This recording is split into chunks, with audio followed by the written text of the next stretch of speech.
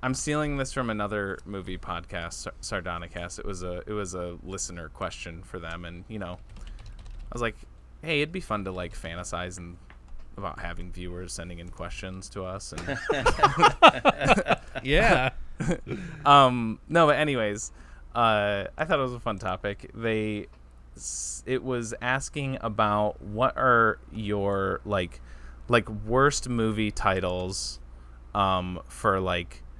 I think the question was what is like a bad movie title or like the worst movie titles for like a good movie, but then they just kind of expanded it into like just what are the worst movie titles. And if you guys need a second, I did have a couple, not specific ones, but I had a couple I guess like title tropes or like common titles that you'll see.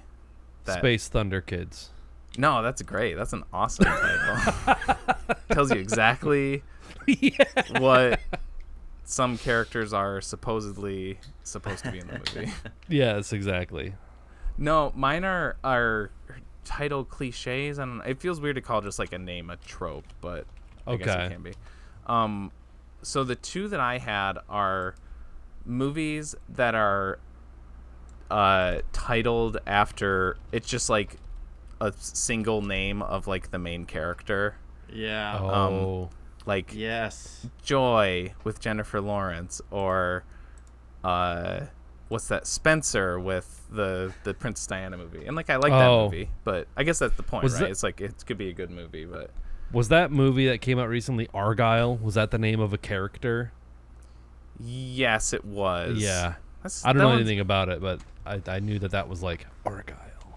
Weird that one feels a little different to me. Maybe because it's not definitively like, I think that's like part of like a mystery or whatever or something. Oh, maybe it isn't. okay. I don't know. I didn't see the movie, but I'm thinking of like, I feel like a lot of biopics, you get that, like Oppenheimer. It sounds a little punchier because his name is kind of interesting, but it's still like a boring title, Yeah. Sure. And then the other one that annoys me even more is American blank. I hate it. It annoys me so much. It's so like played out and dumb sounding at this point. I don't even know what it's supposed to like mean anymore. I think like back in the 70s or whatever, and I don't even know. There's probably movies with the word American in it. American Graffiti. American graffiti, right?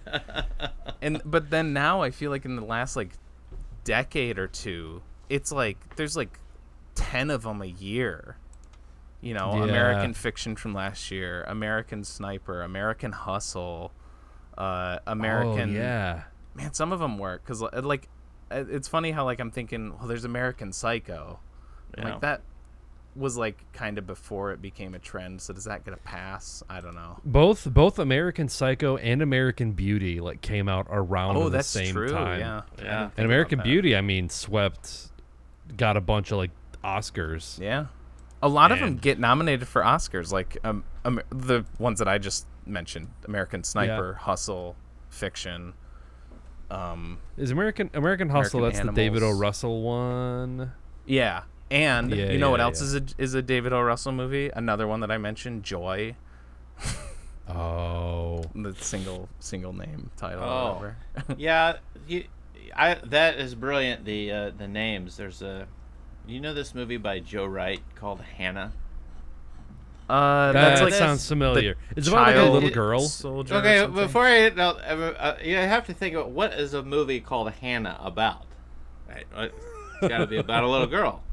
Yeah. It's a girl who's raised in I'm reading it. Raised in the wilderness in northern Finland by her father, an ex-CIA operative who trains her as an assassin.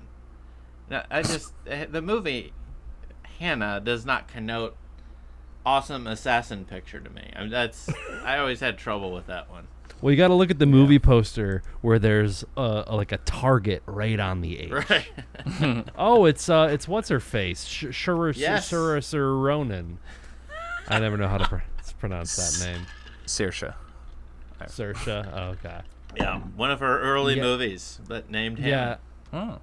I've seen that movie poster a million times, and maybe I didn't inspect it further because I was like, that's a dumb name for a movie. I think I don't know. I think the trope that bugs me. It doesn't have to just be tropes. If there is a specific movie title that really irks you, I couldn't think of any specifics, but just kind of. I mean, I think I've gone on record on the show saying that I don't like sequel naming conventions, especially like a blank saga or like that type of thing. I mean, from the Book of Saw, that's like the number one that sticks in my craw. But I always a blank story, like Glass Onion, a Knives Out mystery, like that type of thing, because the movie can't stand alone. It has to be like no. It's a tie-in to a previous thing. It's a sequel, because otherwise, if it's just a movie called Glass Onion, you're not gonna go see it. You know, yeah. I feel like with that one more so than like the Star Wars ones, because that's more obvious. Like, I really feel like that was like, it's coming to Netflix. People are dumb. If they don't see that it literally says Knives Out in the title, they're not going to think. They're just gonna be like, oh, it's a movie with Daniel Craig. Yeah. And I'm like, this is a lot like Knives Out. Oh, this is weird. Or this one burned me today. One of my coworkers turned me on to this. You know, like the New York Times, like Wordle, like you have 5 letters. So there's a bunch of different iterations on that idea, and there's one that's called Moviedle, which is a very dumb name. But basically, the first round you get the entire film in 1 second, and then based on that, you have to try to guess what the movie is. So like it's like it a very, plays very it, yeah. Like, yes, it's a very fast video. You're saying it plays at any clip from it? I think theoretically it's the entire movie. So okay, I see. In 1 second. So you'll see opening credits, a few flashes of characters, and then you'll see end credits. And then you have one chance to guess. And then if you don't get it, you get 2 seconds of the movie. Then you can guess. If you don't get it then, 3 seconds, 4 seconds. And the one today, I was like, I see Vin Diesel. I think I see The Rock. This is a Fast and Furious movie. And then I guessed all of them, as many as I could, and then it's like, oh no, there's Fast and Furious, there's The Fast and the Furious, there's Too Fast, Too Furious, there's Furious 5, or Fast 5, and then it was Furious 7.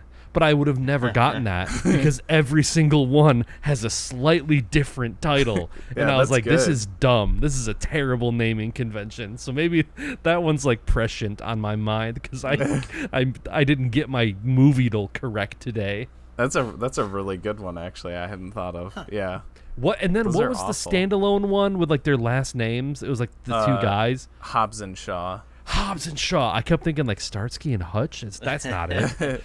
Hobbs and Shaw, that's what it is. Yeah. That kind of makes me think. Oh. Well, the other one I hate is just some basic generic word. And then I'm just looking up these titles. Rush. There's 2 or 3 movies just with Rush. Yeah. So it's just, what is it? I don't know. And then they make another movie with the same name. There's one more. You guys may not know this one.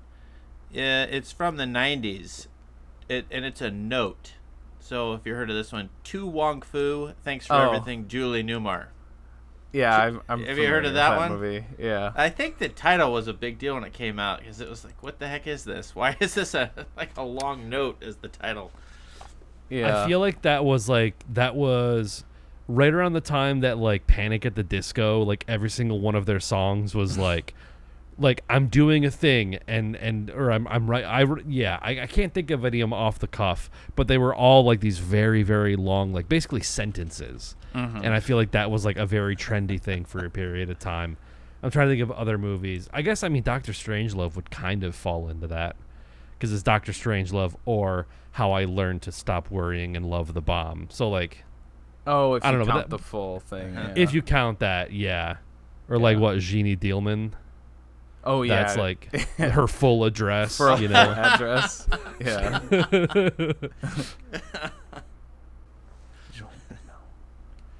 I'm trying to think of other movies that are like long sentences.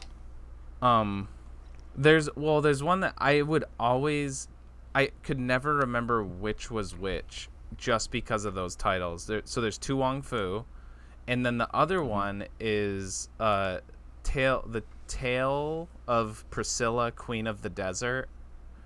And I don't know, it's like really long titles, mid-90s, female name in the title. I can never remember. I'm like, which one is the one with Patrick Swayze and Wesley Snipes, and then which one's the Australian one?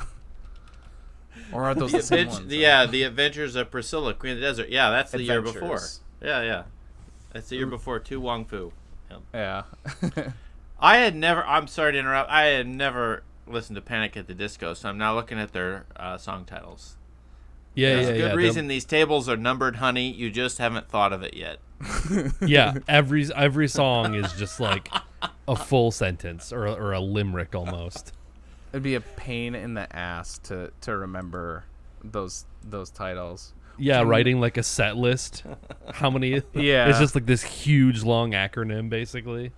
Let me check. I did listen to Taking Back Sunday some when I was younger, and they're kind of one of those too. And like I recently went back and listened to some of their songs. Some of it's still good. Some of it, yeah, it'll hold up. Some of it, yeah. But I had to go through the entire album because I couldn't. There's Cute Without the E, Cut from the Team. There's No I in Team. Great Romances of the 20th Century. Ghost Man on Third. Timberwolves at New Jersey. It's like and I can't remember what any of those songs are. Like even now, I'm like, I know Cute Without the E was one of the singles, but that's about it. Oh, so IMDb has a so someone created this. It's not like an officially sanctioned IMDb thing, but someone did make a list that is worst movie titles ever. Oh, okay. And would you like to guess what number one is? Is it one that I mentioned? It's from the 2000s. Starring Dustin Hoffman. I never saw this movie. Did you? Did you look it up? I did. I found the list. I think my family and I did see this in theaters. It's a kids movie, right? Yes.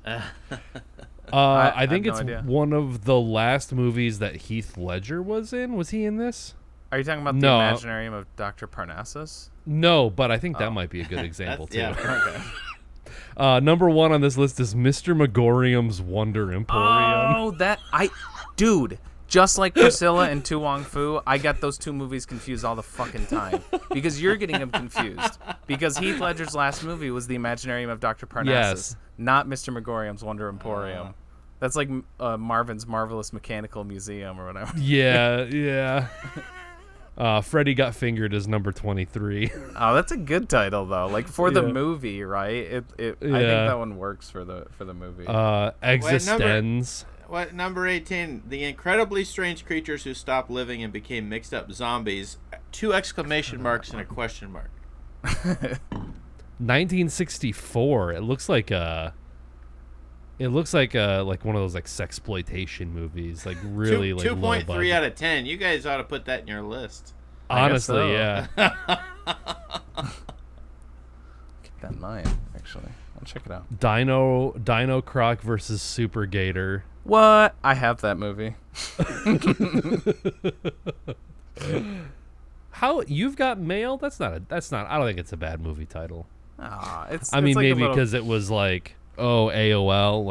get it? Yeah, maybe that's why. Well, yeah.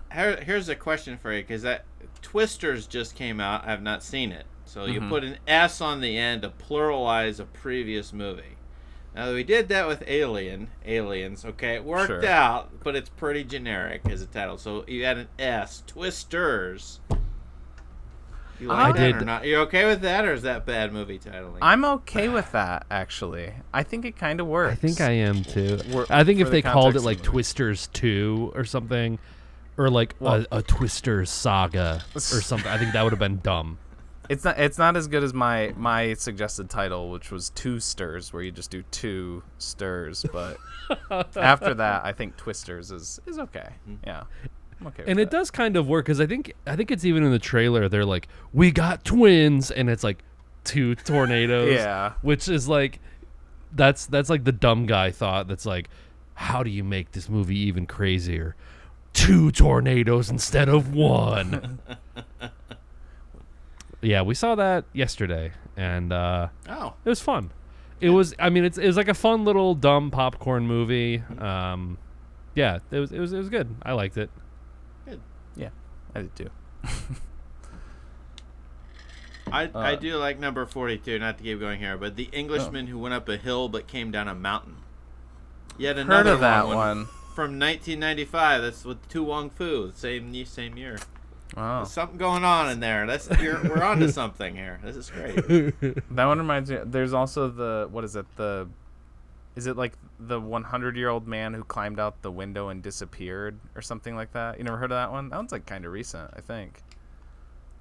See, these all just sound like pretentious art house like short films you'd see at like a shorts block at some festival. Like they really need to like, it's like a marketing technique to make your film stand out. So you give it this like long sentence title that are like, what the hell is that about? Like Guy who came down a mountain? What does that mean? welcome back to the show, ladies and gents. This is episode 156, I think, or 57, somewhere in there. I think we're 156, yeah. Okay. And I am your co-host, TJ. And with me, as always, I am Nick, and joining us again on a dreary Monday night, returning guest, Dr. Josh Matthews. Welcome back to the show. 5th time? Thanks. 6th time? Dreary for you, but ultra humid here. It's pretty humid. Take a bath when you go outside. Yeah. I am... when we finish this, I'm taking a shower and going to bed.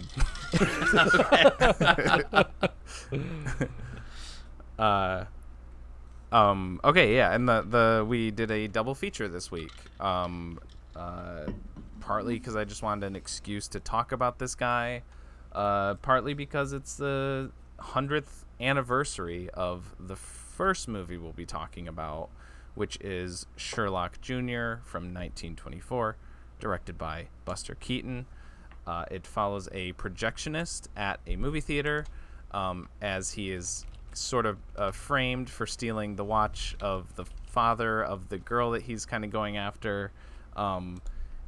But then he goes to sleep and he just kind of daydreams, and that's kind of then half of the movie. And then he wakes up and then his problem is solved for him. So, it's just a vehicle for the like a madness showcase of Buster Keaton and like what he is so good at and what he's so renowned for. I only saw this one for the first time last year, even though my first Keaton movie I watched probably 10 plus years ago. I just kind of slowly like chipped away at his stuff, and this one was always just there, and I never got around to it. And then I'll like watch one of his movies, and then I'll watch like 2 or 3 more like immediately after.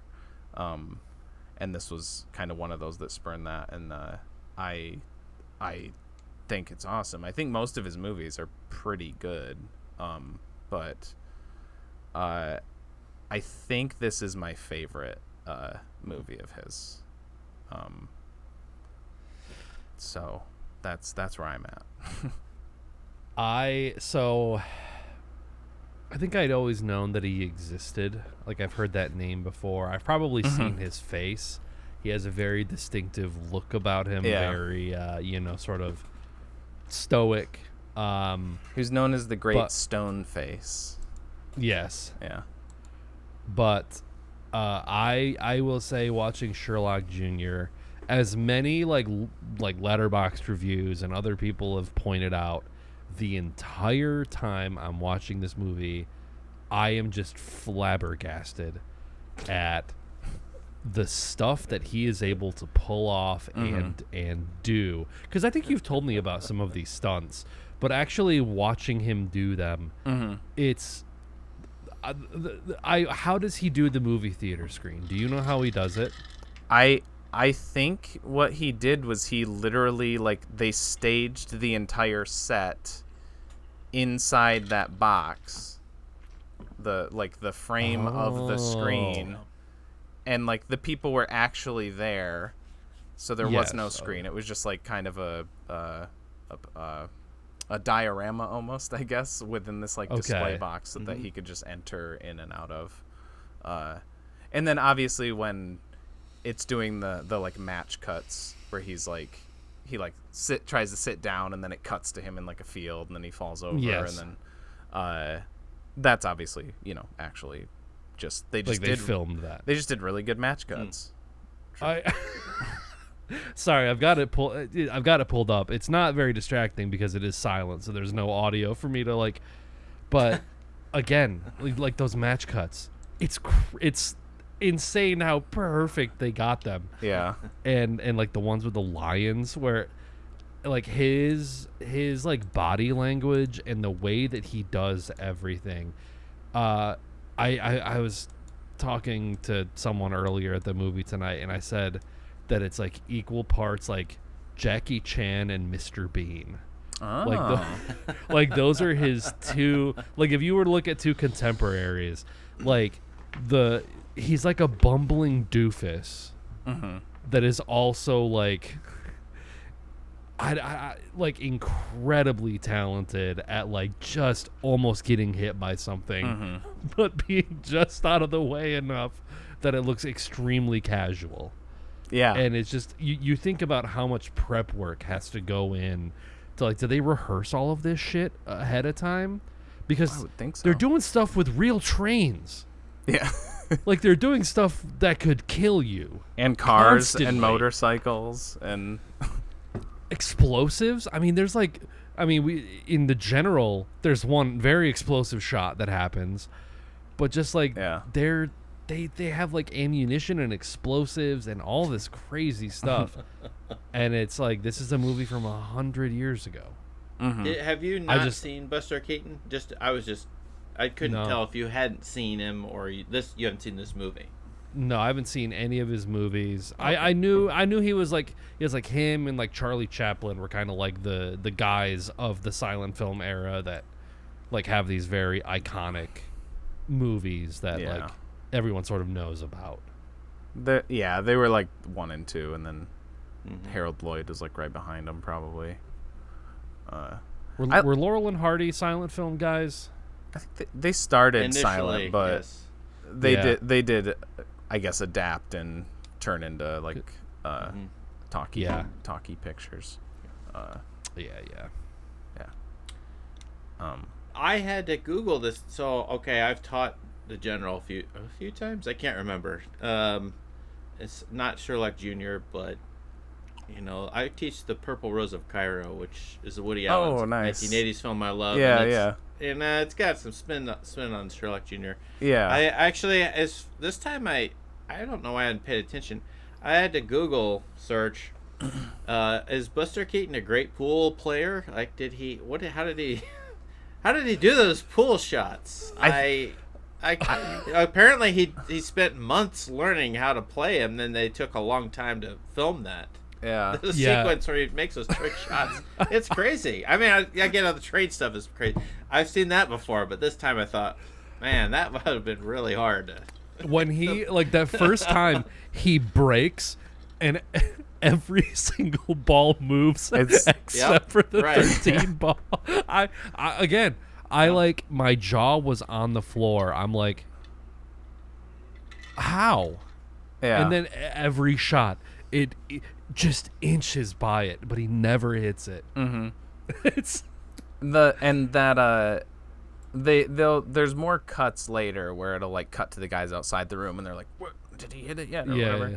But the first one where he breaks it, he makes like 2 or 3 shots in a row without the camera cutting. So not only did he make the trick shots, but he was able to do at least a few in a row. like perfectly. Yeah, no, that like all of it is like, you're right. Like I think that's like in a different way, but like, you know, just as impressive, like showing his like his dedication to his work. And as far as like practicing, I mean, I would assume that there is rehearsals and practicing or whatever, but I do know there's like an interview of him on like when he's like an older guy. He had like a really gruff voice when he was older. So he says like I don't remember how he phrased it, but it was basically like you got one take. If you can't get the stunt in one take, you throw out the whole gag. So according to him, every stunt he did was first take.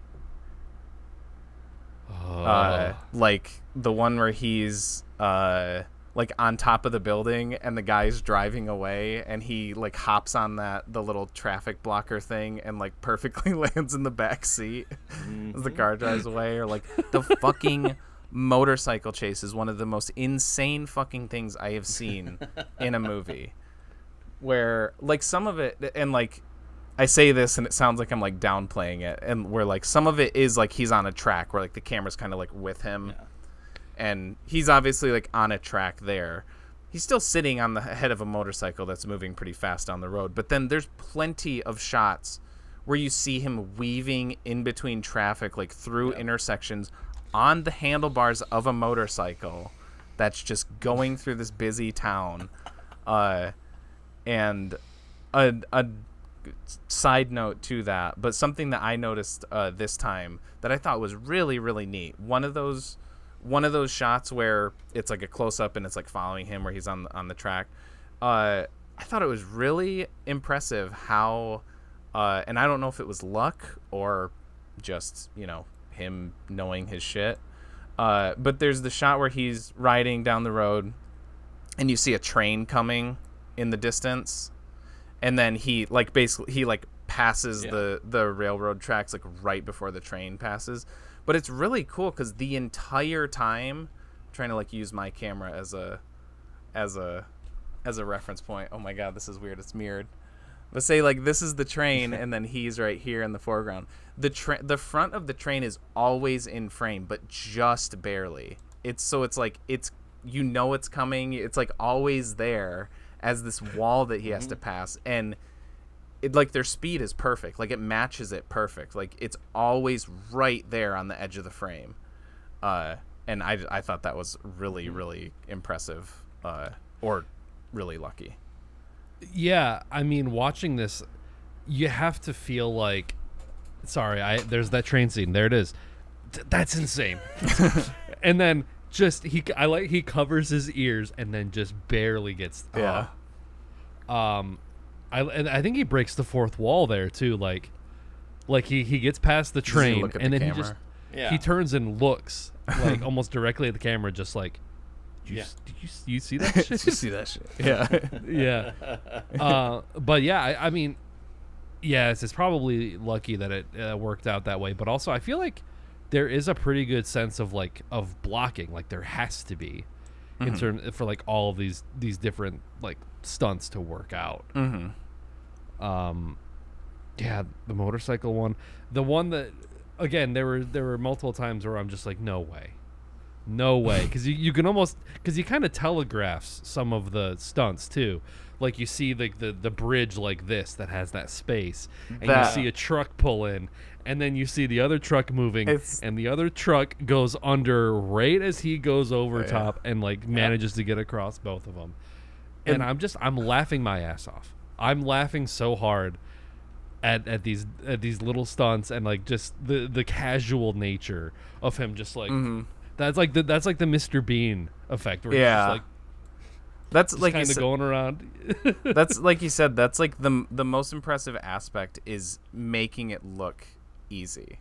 Is how like casually he does everything, and like that was one of my favorite parts watching it this time. I watched it with Kalia, and it gets to that part where it's that shot of the trucks going under the bridge and then passing over, and it's like you said, it's telegraph. You see that it's coming up, and she's like shaking her head, like in like a flabbergasted way. And then I was like, oh, just wait, because then immediately after that you get the shot where the bridge collapses right as he reaches the end of it, and she like shook her head even harder.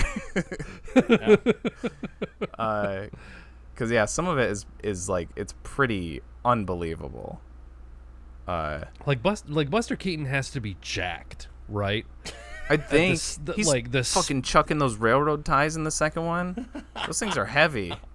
Yeah, like also running on train tracks. Yeah. Like to like run full speed, you have to like avoid train tracks are spaced out in a certain way. Mm-hmm. And he's just like booking it the entire time. Yeah. In like a suit, in a full suit. Yeah, probably like full like wool suit. Ugh. I have to ask how you guys experience this, because of the soundtrack. What music were you listening to? Because there are many different options now, so that can actually affect, in my opinion, quite a bit. Because again, old timey organ, or like just a player piano kind of thing, or like an orchestra, or there's a modern jazz version. The one that I watched one on YouTube, because these are like public domain, so like they're everywhere.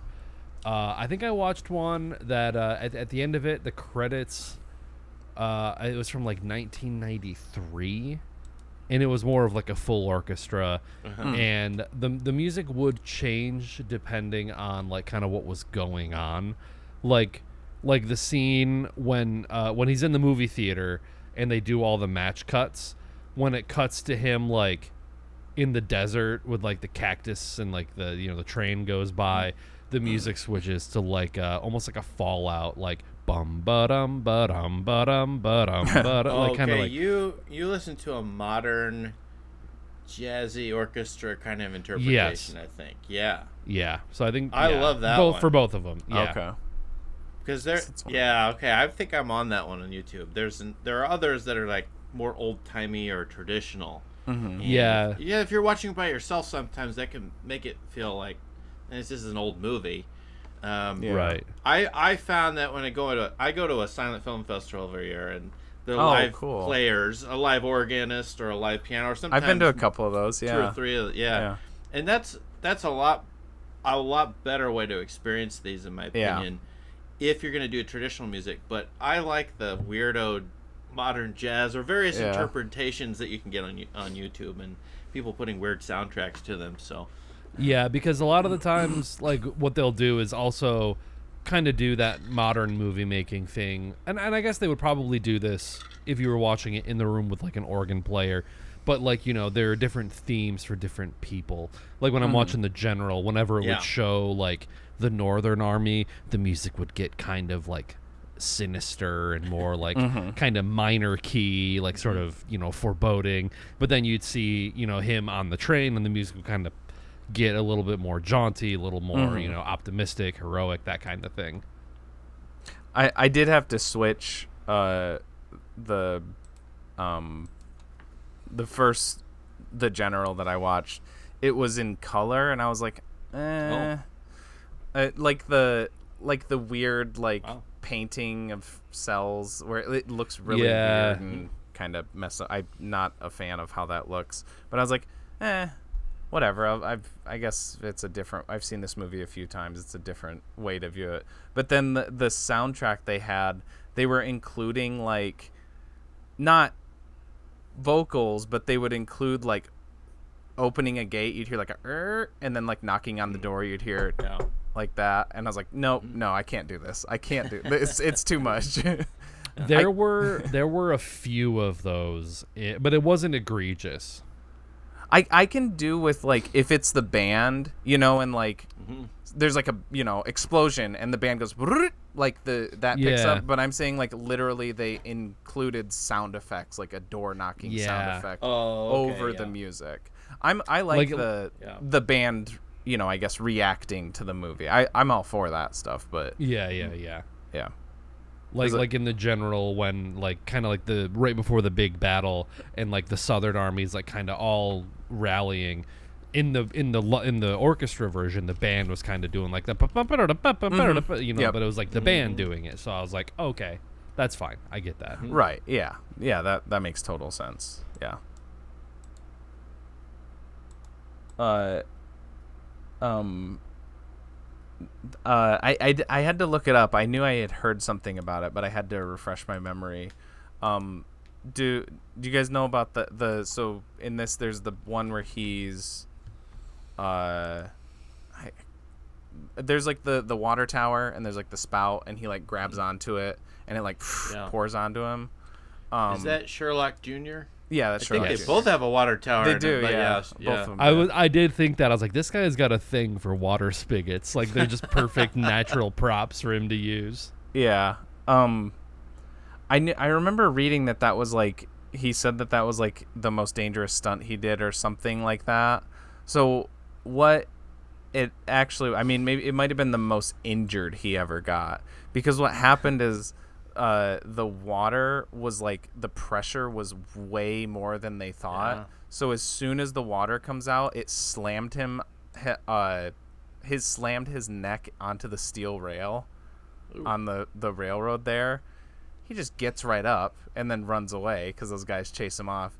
But apparently he had like throbbing like migraines for like weeks after that. Yeah. And then he goes to the doctor 10 years later and finds out that he broke his neck doing that stunt. And just continued doing the movie after that.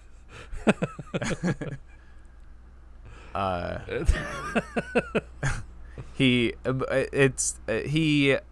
did have, and I mean, like, naturally you'd think he'd have to just have like an insane like tolerance for pain, like a like high pain threshold. I mean, just the way, like, he it's how he got his name, kind of. The way that he falls, like his Pratt falls, where he's like throwing his legs into the air. I'm like, that alone, like, man, that looks like it hurts. And he does it like every 5 minutes, you know? Yeah, that shot is 15 minutes into Sherlock Jr. I'm looking at it right now, and I saw the same thing as you when I watched it. It's like a blast of water. Yeah. But he gets up, and he then has the presence of mind to stand there and then run away, because it's a little chase scene for 5 seconds after that. Yeah. And you're saying he broke his neck. Apparently. Is it that he went to the doctor for something else, and then the doctor noticed like a callus on like a vertebra at the top of his spine, and they like figured from that, oh, that's from when I slammed my neck into a fucking railroad. It's like, yeah, that would probably do it. Yeah.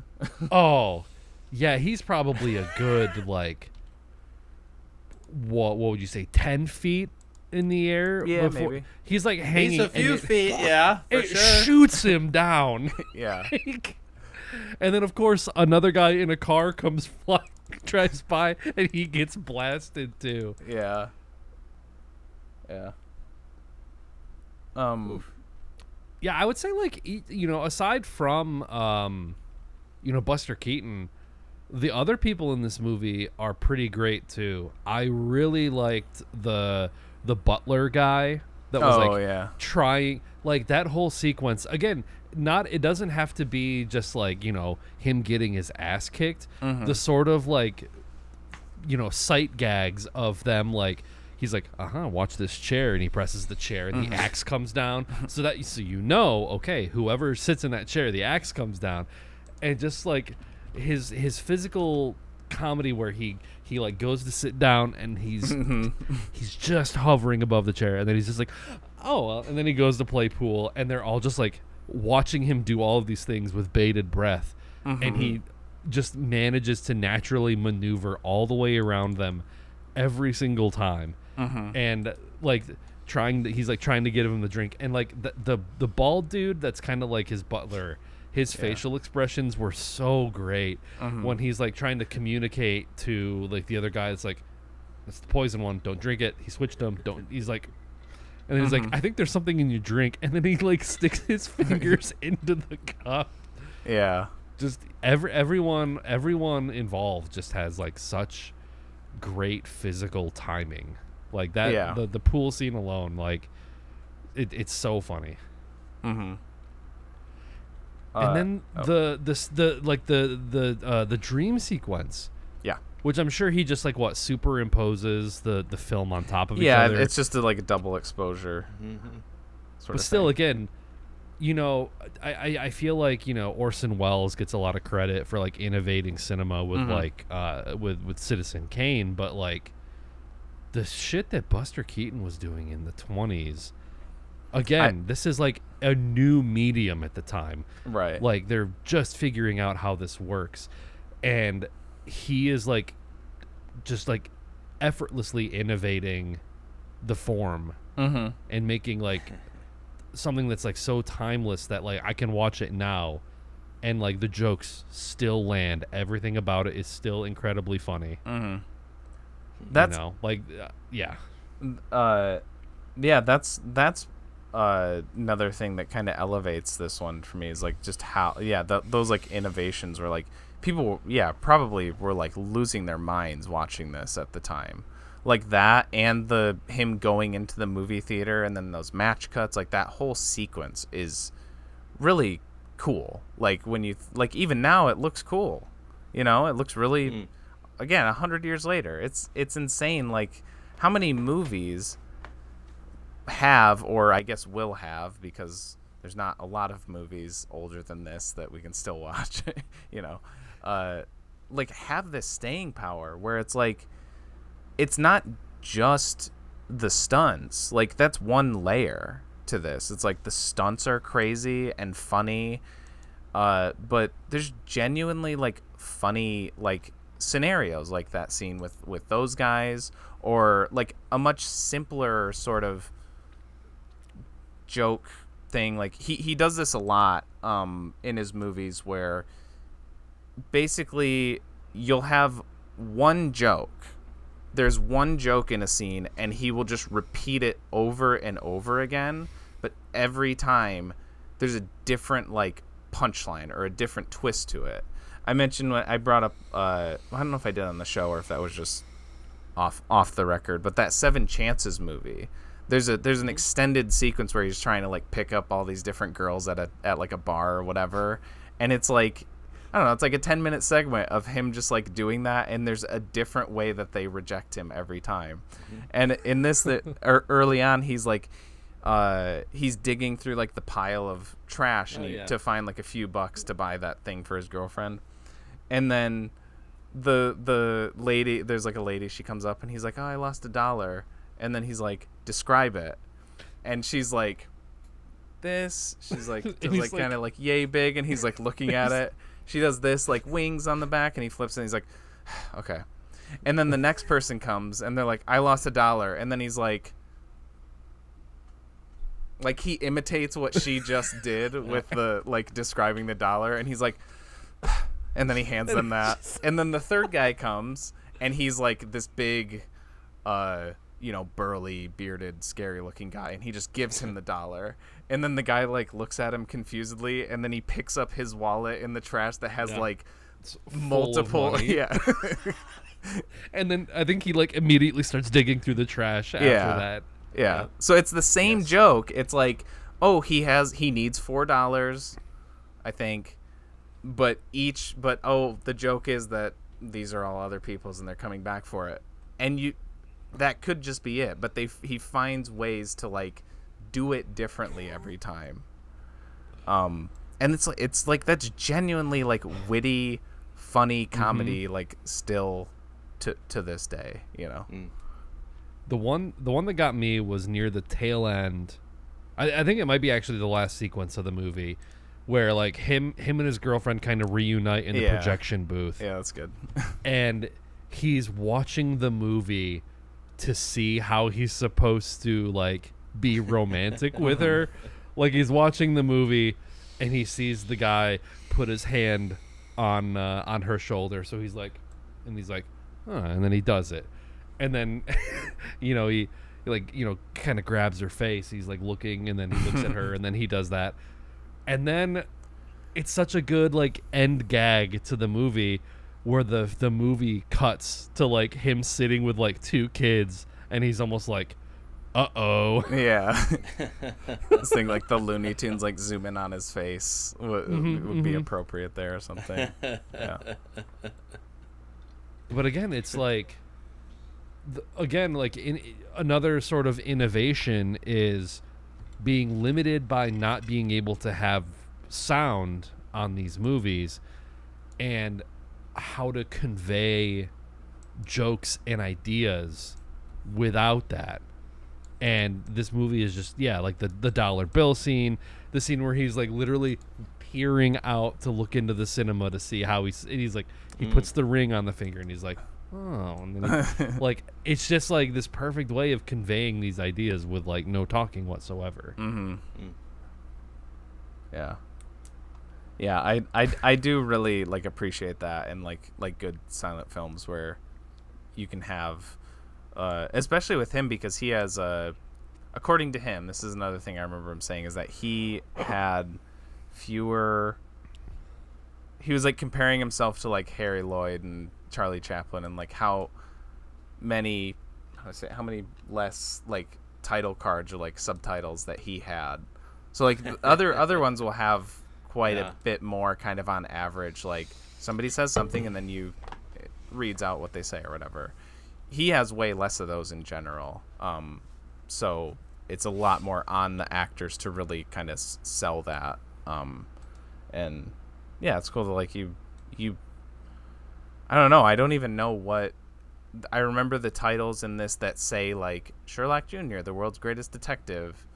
But other than that, like I don't even really remember much of the like dialogue screens or whatever. But the movie just kind of shows it on its own. I don't know how to say it. I think my sense, I haven't studied this, I'm just guessing based on whatever watching, but his intertitles, those cards with words are, those are all of his are. You read them and they're supposed to be funny. Like you can just have an intertitle that says, "Here's what the people are saying," right? And it's kind of just repeating in a way what the visual was before and then after, because you see people talking, but you can't. But he's trying to, or and some filmmakers trying to make a joke or ridiculously witty statements out of them. I feel like it's almost all of them are trying to add to rather than just tell you what people are saying. And sure, it's interesting to watch some of these silent movies, and a few of them are trying to actually get rid of these cards entirely, close to the end of the just try to be as visual as possible without, and just tell the story that way without them. Yeah. Man, I don't know how to segue back into them, but there's still some stunts we haven't touched on, like the I'm forgetting earlier on. Yeah, jumping through the window into the dress. Those were Kalia was like, "How did he do that?" And I was like, "He jumped through the window. He did it." And then jumping into a man. Yes. Is like a literal like magic trick. That's kind of what a lot of these felt like. Like, I feel like he would have been very natural on stage as a magician with like that sort of like sleight of hand, because I think that's the kind of body language you need. Again, is that like sort of Jackie Chan, Mr. Bean, like drunken master, like you use your like buffoonery to like disarm people, but you're actually very, very tightly in control of like all of your movements, and everything is like exact. Yeah.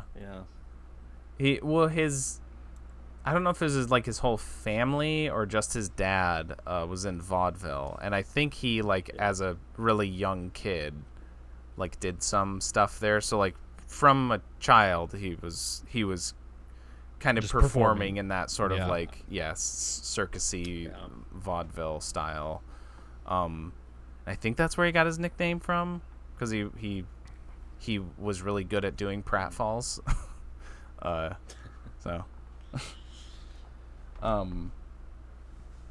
I have a philosophical question for you. It seems like you guys really like the stunts. Do you then like compare this to CGI, because if you're living today, do you do CGI? Like, do you like right. more realistic looking stuff that's actually blowing up and crashing, like trains falling into 1,000%. Like, I don't know. I feel like I'm a child of the 80s. I like those real puppets in Star Wars. I like the real costumes. I don't CGI the characters in. Give me something that looks real. It's nice texture to it. So but I mean, I just got out of Gremlins 2, and that entire movie is all just like puppets. It's all puppet work. Mm-hmm. But I mean, I've always been a fan of, like, if you can do it practically, like, I'm all for it. Like The Thing, the puppet work and the creature work on The Thing is really good. Alien, I love. I mean, I love Mad Max Squibs. movies. Mad Max movies. Yeah. But like seeing, like, having like squibs, like blood packets, like if you have a shootout scene or something like that, like digital blood effects, I feel like I can like see them immediately, and I'm just like, if you can hide it, I guess, like, good for you. But I think, a movie like Jurassic Park is a good blend of like practical with CGI, because I think a good amount of those dinosaurs, probably for like close-up shots that aren't really like moving, some of those are practical. Like I feel like the Brontosaurus and like this, like the T-Rex in the window or whatever. Yeah. So it's like, anytime you can do practical, I feel like CGI should be like almost like a last option. Like, okay, we can't figure out a way to do this and make it look good, so we will CGI this. It shouldn't, in my mind, like, it shouldn't be just like, whatever, who cares, put them in like a suit, like a blue suit with like the little CGI balls all over it, and we'll do it all later. Like, I feel like I saw a clip from I don't think it was a Marvel movie. I think it was just a random movie where it was a person walking to, like, they walk to like an elevator or something, and basically the only parts of the set that were real was like maybe the prop elevator. There was like a bar that the character like kind of leaned their arm on. Literally everything else was blue screen.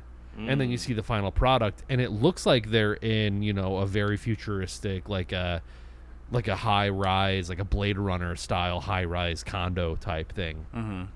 But the entire thing, other than a few key props, the entire thing was just blue screen. And it just, that sounds like the prequels, like the Star Wars prequels, like kinda, you see any the filming of that, all looks like that. I think I've seen some of the lightsaber battles, and it's literally just they're bouncing around in like completely blue rooms, and it just seems so like, because I feel like that was the thing that not Hayden Christensen, who was Obi-Wan? Ewan McGregor. I can't remember. I feel like Ewan McGregor or one of them was like complaining about like doing lightsaber battles because they felt like there wasn't any stakes, because it didn't feel like they were in like a real place at all. Right. It's like, as an actor, how do you get into the mood of a scene if it's just like entirely motion capture? I'm like, I wouldn't like, I like movies that have CG in them and stuff, but it's like if I know something was done for real, like especially like if we're talking like stunt work, like Keaton or Jackie Chan again, like the reason that their stuff is so exciting is because they're really doing it, and like they both know too, because like Jackie Chan also directed a lot of his own movies too, and he's like, I think they both have the mindset of like, I'm doing this, I want people to see it, so you're gonna see the whole thing. Whereas like now it's all about like hiding that, like there's so many cuts in like fight scenes that like you can't fucking see anything because it's all it's all fast cuts. But like, or like that shaky cam style. But like the Jackie Chan fights, you'll have like one take going for like 30 seconds or more, and it's so much more like impactful. To see it like that, and I had like a more modern. I'm thinking of like of Police Story. Yeah. Like some of the stuff, like that final stunt in Police Story when he like rides the string of lights like 3 stories in the mall. I think he hurts himself in that one too. Yeah, he does. Did he break? I feel like he broke his neck or something in that. Like no, I think it was just he got severe burns on his hands. Oh, okay. Because the pole was like so like hot. Yeah, and that's the first Police Story. Is that the first one? Yeah, I believe. Yeah, that's the first one. Yeah. I mean, even like his late like. Rush Hour, like the American ones. I think they also knew like it's Jackie Chan. Just let him do his thing. Let him cook. Yeah. Mission Impossible. I like those a lot because Tom Cruise is the same way. He's all about like I'm gonna jump my motorcycle off this cliff, and they make a big moment out of it, and it's like. Imagine if that was CG and it was fake, and they like highlight it so much. It'd be so empty. But it's like, but because it was real, it's like it is kind of like a tangent. Like I feel like in other movies, like you wouldn't devote. I'm thinking of the one in the most recent Mission Impossible so much. They like devote a lot of time to that stunt in particular, and it's like if it wasn't real, it would seem weird. It would seem like a weird kind of like sidebar with how much time they spend on it, but it's like, oh yeah, showcase it. It's cool. It's cool as hell. And like Top Gun Maverick, same thing. Like, man, the action in that movie is so impressive. It's really neat. The movies I remember are the ones that do seem more real to me. Now you get The Matrix, and that's about a simulation. Okay, so go use CG because it's all in a computer. And yeah, it works for that works for that kind the of Matrix, thematic thing. Yeah.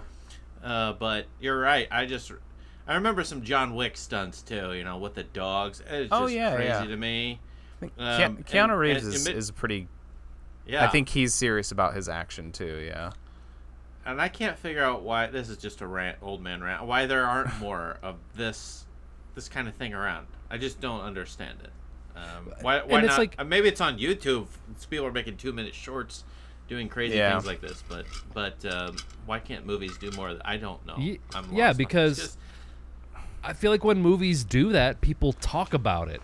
It kind of generates that buzz. Like, holy shit, did you watch the new Mission Impossible? Tom Cruise drives his motorcycle off of a thing, and it's real. Like, that's sort of like, it generates hype for the movie because it's like, I feel like as an audience member, you have like a sense of like there are stakes because it's like an actual thing that's happening in front of you.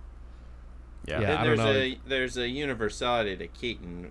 I think other silent film stars movies too, which is like, okay, kids can watch this, you can watch it, old people can watch. Like we can all get together, and like it's understandable at a basic human level. It's easy to follow. It's funny because it hits us. I mean, all kinds of things like that. And I just don't see why there isn't a little bit more of this. We don't get it enough, but my rant's over. No, I totally agree with you. And Tom Cruise is trying his best. You're absolutely right. He's trying to be a silent movie star in his own sort of kind of way. But yeah. He's what I think of when especially Seven Chances, because there's like, the meme is like about like Tom Cruise is like always running or whatever. Yeah. Especially Seven Chances, I was like, eat your heart out, Tom Cruise. Like you could not beat Buster Keaton in a foot race. They're both about the same height too, so it'd be kind of an even match. That was another thing that I feel like was intentionally highlighted. Was how short Buster Keaton was in comparison to like everybody else. Yeah, he is a little guy, which I think just makes it all the more funny that he's doing all this crazy stuff. And then you look at him and he's like 3 heads shorter than every other person he encounters. Yeah, they do that in The General too, when he gets like rejected from the army and he thinks it's because he's too short.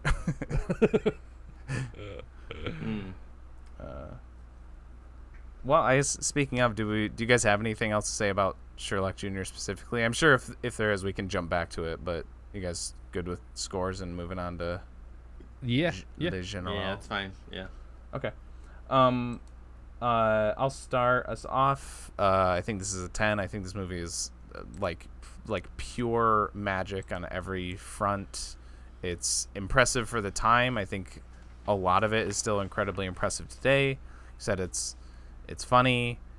It's just a great ride, and like I like that, like especially in that chase where it's just like going for so long and you're just getting gag after gag and stunt after stunt where you're like laughing at the gags, at the jokes in the movie, but you're also laughing at how insane everything. It's like the best kind of laughter. You're like laughing on top of yourself. Yeah, I think it's great. I think this guy's a fucking master.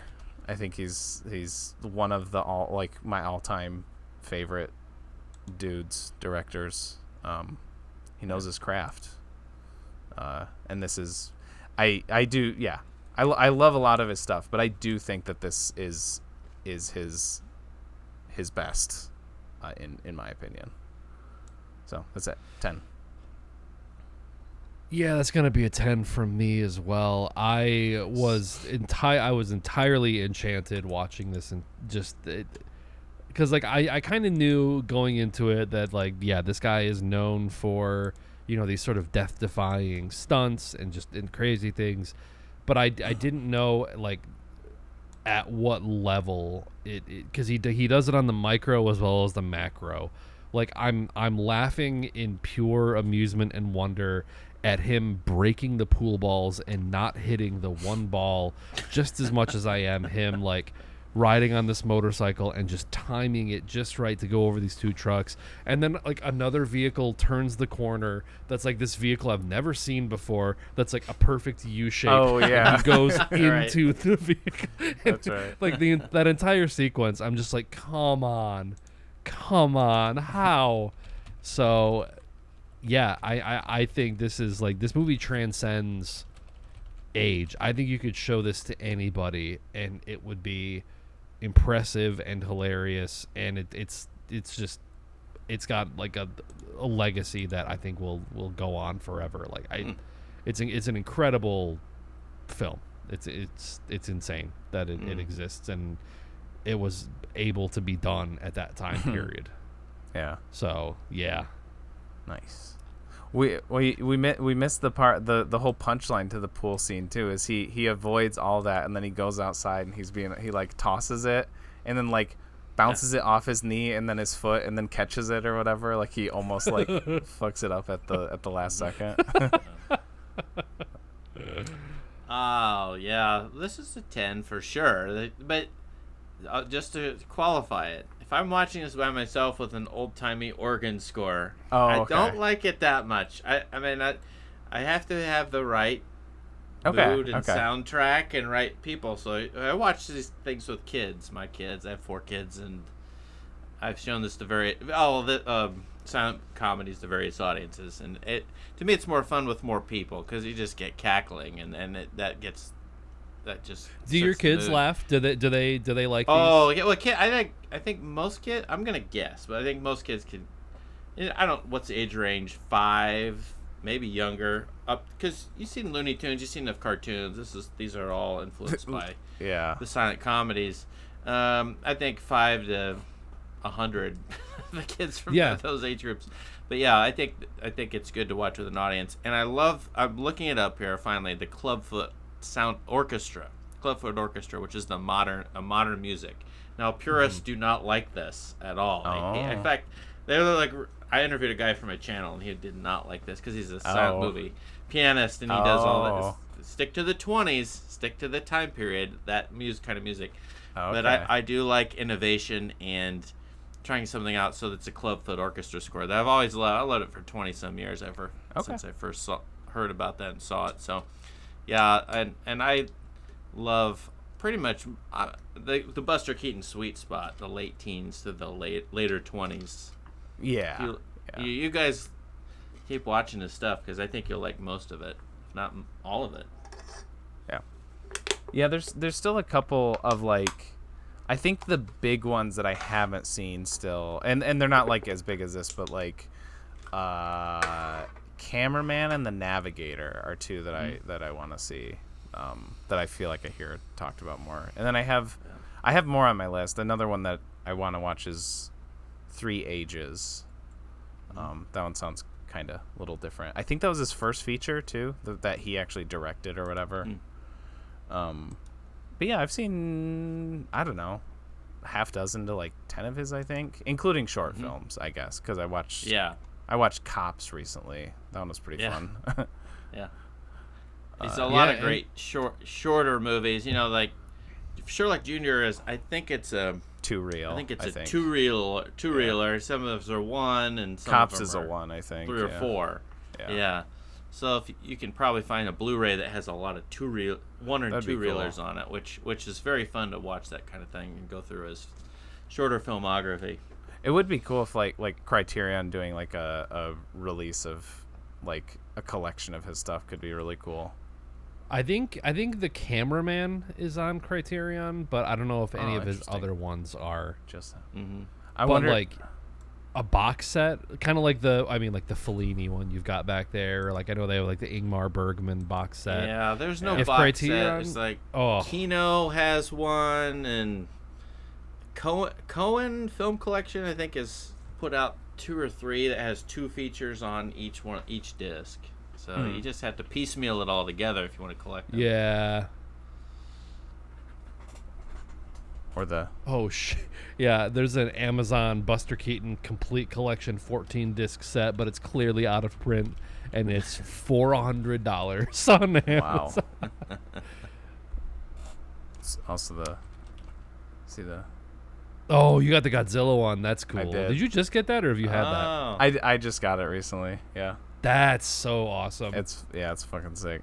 When I was like making my way through like I said, I did take a pause, but like I was like making my way through the series. I'm like, I just gotta go for it. I've been talking about getting it for like basically since it was released, and now that I'm like making my way through the series again, I'm like, I should just go for it. Yeah. Especially if it's on the Barnes & Noble 50% off sale. You can get that for like half price. It was like 120, I think. Something. Yeah, that's not bad. Yeah, I mean, all things considered, it's 15, 16 movies, I think. Yeah. Anyway, got another movie to talk about. Yes. Another movie. That other movie is The General from 1926. Directed by Buster Keaton and Clyde Bruckman, who did co-write Sherlock Jr. He was like a frequent collaborator with him. This is about a man, the Confederacy, but that's not like a big thing in his eyes. He just loves his girl and his train. And one day, both get stolen by some Union soldiers, so he goes out on a chase to rescue him, to bring him back home. And that's more or less his main drive. But yeah, it's the Civil War, and he's in the Confederate side, which is, there's a little weird stuff with that. It's read in modern lens, but it's not the important part of this movie, I don't think. And I think this is the one that I think is this or Sherlock Jr., but I do feel like The General kind of has more of I don't know the word I'm looking for, but I think this is like, to people who like aren't familiar with him, or like even are, like this is like the Buster Keaton movie, you know what I mean? Like if you know of one, it's probably this one. I think it's considered by most his like best or whatever. I don't know. It's just his big movie. It's like the movie. Yeah. Say, I guess. And this was the one that I watched that got me into him in the first place. And I think maybe silent film in general. I think I'd seen like a couple like curios of mine, like A Trip to the Moon or Un Chien Andalou, the Salvador Dali movie, but like hadn't really given like feature length ones a try until this, or maybe I saw City Lights before this, I don't remember, but it definitely left an impact, obviously, because of how much I got into him, but also just that I was like, it was cool seeing one and being like, oh, it's funny. It's like actually funny. And I won't go on too much longer, but I'll just say the first like thing where I was like, you know, I was like, I knew about, you know, he's famous for his stunts, he's known for that stuff, but I was, and like, so you're kind of like waiting for that to happen, but I was very like reassured early on because there was an early visual gag that made me laugh out loud the first time I saw this and knew that I was like in good hands comedy wise. And it's when he gives his girlfriend, he gives her a gift and it's a photo of him sitting in front of his train and he's just like staring. He's doing his face. He's doing the Buster Keaton face, just like looking off camera very awkwardly. And like, that's the gift. And then she's like, oh, okay. And she goes and hangs it up. And it got right now. He looks very small in that picture too. As yeah, you're mentioning. He does. It's like the most awkwardly framed photo ever. And yeah, I when it got to that part the first time, I was like, all right, okay, this movie kicks ass already. Yeah. How about you guys? We want to go with this one. I don't really have a lot of notes for either of these movies. But obviously, like with Sherlock Jr., there's still a lot to say. Yeah. Again, more train stuff, which always is like astounding to me. I think the first visual gag that made me laugh was when he kind of sat on like the train on like the and it starts going. Yeah. And again, it's that sort of like very casual look, like he's just sitting there like this as he's like being like sitting on like the, I don't know what it is, that part of the train, like the part that kind of chugs along. He's just just chilling. Struts. I don't know. Sure. Yeah. Again, my first note was just like, this guy has to be just totally ripped. The way he's like sprinting down the train tracks, and the fact that he's doing all of this with things that could like very easily kill him if something goes wrong. like there's like the scene where he's literally sitting on the front of the train, almost like spread eagle. Like he's sitting there, and then he like hops off while the train is still moving to grab the thing and throw it off to the side and then run to get back on. It's insane. And then he uses that one to like, yes, ping. He like takes the one and he throws it at the other one and it flips the other one off and it clears both of them out of the way. Yeah. It's like a video game almost. Like, you know, you got like a little quick time event where you have to press A and B together to like throw the spike and then it hits it out of the way. Yeah. Yeah, this one, I mean, there's a lot of physical comedy in this one, but like there's just, he biffs it so much. Yeah. He just like really eats shit a lot. Yes. Like like the part that I've got pulled up right now, it's like he's on the like sort of like the single person like rail, and of course it goes off and he like tumbles off of it and it just but I think the thing that was like, again, like the most shocking part of this movie, and again, sorry, the train car flips out from, he like lands on his ass on the train, on the railroad. That's what I'm saying, dude. He hits it so hard. Yeah.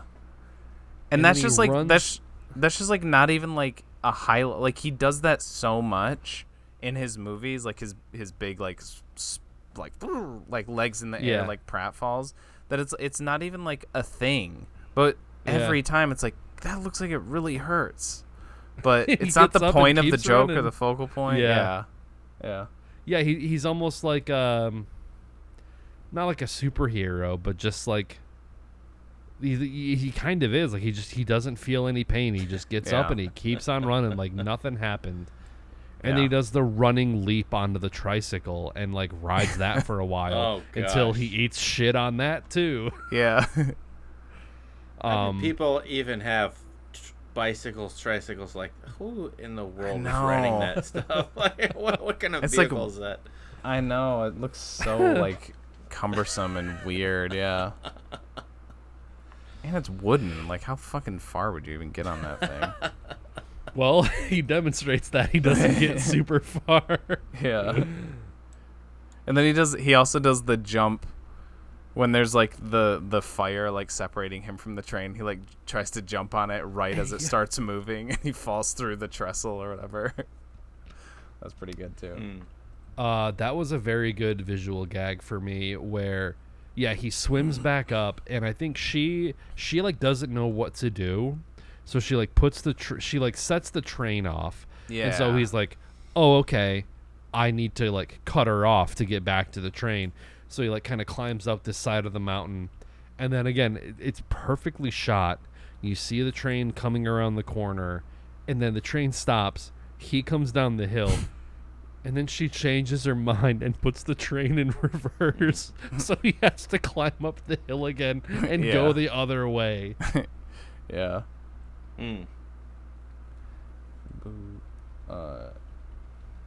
This one has this one has like the most story, I would say, out of any one of his movies. I think like the ratio of, I guess, just like action bits to story. Most of his other ones are a bit lighter, somewhere between this and Sherlock Jr. type of thing. And I like the I don't know. I guess I'm a sucker for it. It mostly works in like silent films like this, but like it's always about like, you know, a guy and a girl. Guy got to get the girl at the end or whatever. I feel like if it was like other context, it wouldn't work, or like it's just funny how when you break it down, that's what it's about. It's like he wants to save his girlfriend and save his train or whatever. But that's not the focus point of the movie itself and like the entertainment, like driving factor. But I like that I'm able to like watch these and enjoy them and just kind of not really like think about like other. It's not like a modern movie. Is it just because they're silent movies where I just don't think about that? Where otherwise I'd be like, oh man, their relationship isn't developed very much. It's very, you know, why do I care about their, you know? I was like, yeah, he's got to get the girl, of course, you know, he's the hero. And it's like, that's good enough. It's like that's all you need. Yeah, it's not like I couldn't relate to the main character of this movie. I didn't feel invested in their storyline. Yeah, you know. Yeah. It's kind of just a fetch quest, isn't it? I mean, you're kind of liking this to video games. Just go bring her back. Yeah. Yeah, he's doing Subway Surfers for real. I was kind of thinking like when he's starting the first chase, when he's chasing them, and he kind of like has that like series of upgrades, like bike and the hand car, and then he like gets a train. And then like finds the cannon along the way, so he's getting all these like upgrades and stuff. There was with him and the girl, there was speaking of silent movies, or these movies being very good at telling you what's going on without the intertitles. There was one joke that I didn't get. And it's where they're both in the train car, they're both in the engine, and she's feeding the engine like the logs or whatever, and then he has her stop, and then he like hands her like a smaller log, and then she throws that in, and then he hands her like an even smaller one, and she throws that in, and then he hands her like basically like a twig or something, and she throws that in, and then he like does kind of like a, you know, Homer Simpson like the chokes her out for a second, and I didn't really get what what he was doing and like why he got angry at her there. Did I just miss something there? I think I noticed that too, because I feel like it happens again, where like, I think he's like trying. I think it's when he's like throwing more wood onto the bridge to like use as kindling to set it on fire. Like I feel like she throws like a small piece down, and I feel like he looks at it and he kind of just like nah, like no, we need like big pieces. Okay. I feel like that was like. And was that before the scene that I was talking about? I don't remember if it was before or after. Okay. Yeah, I'm looking at it now. She's wasting her time sweeping the train I do car. remember that. He's getting mad about. I think that's what he's just mad about. She's doing a domestic duty. And doing what's needed, I guess. But then he does. He like takes the broom and he like kind of puts it off to the side. Yeah. It's always disturbing when they grab a woman's throat, and like throttles her.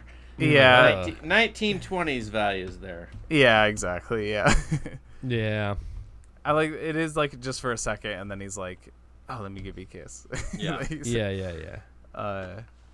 Yeah, no, that's the thing is like she's sweeping and then he's like, "No, stop doing that." And then I'm pretty sure she's grabbing like bigger logs to feed it, and then he gives her the smaller ones. I don't know. That's why if it was the other way around, like she was only doing like small ones cuz she's a weak woman or whatever, you know. And then he's like, Sure. "No, you got to do this big ones. You're useless," sort of thing. Sort of thing. But yeah, I don't know. That's the only instance in, I guess, either of these ones that I watched recently that I guess I had trouble interpreting the joke or whatever. But everything else pretty solid. It's funny because we were kind of like bringing this up in the last one, and I feel like it is a lot of similar praise to be given to this one as like compared with the old one too, or with Sherlock Jr. too. That like I'm not sure like where to kind of. I feel like this, you know, this being the Buster Keaton movie, there should be like more to say, but I'm kind of like I'm more like scattershot in my thinking about this one, I guess. Yeah, even though this is the one that I've seen way more, and yeah. I think the magic of Sherlock Jr. is that it is a more contained story, and it really has like a pretty small cast of characters. Where I think with the General, I think you spend time with like the Northern Army, the Southern Army, and you kind of see all these other people doing other stuff. I guess it's I don't know. I think with Sherlock Jr. it's like it's just kind of like one after another, and it kind of has that momentum constantly throughout.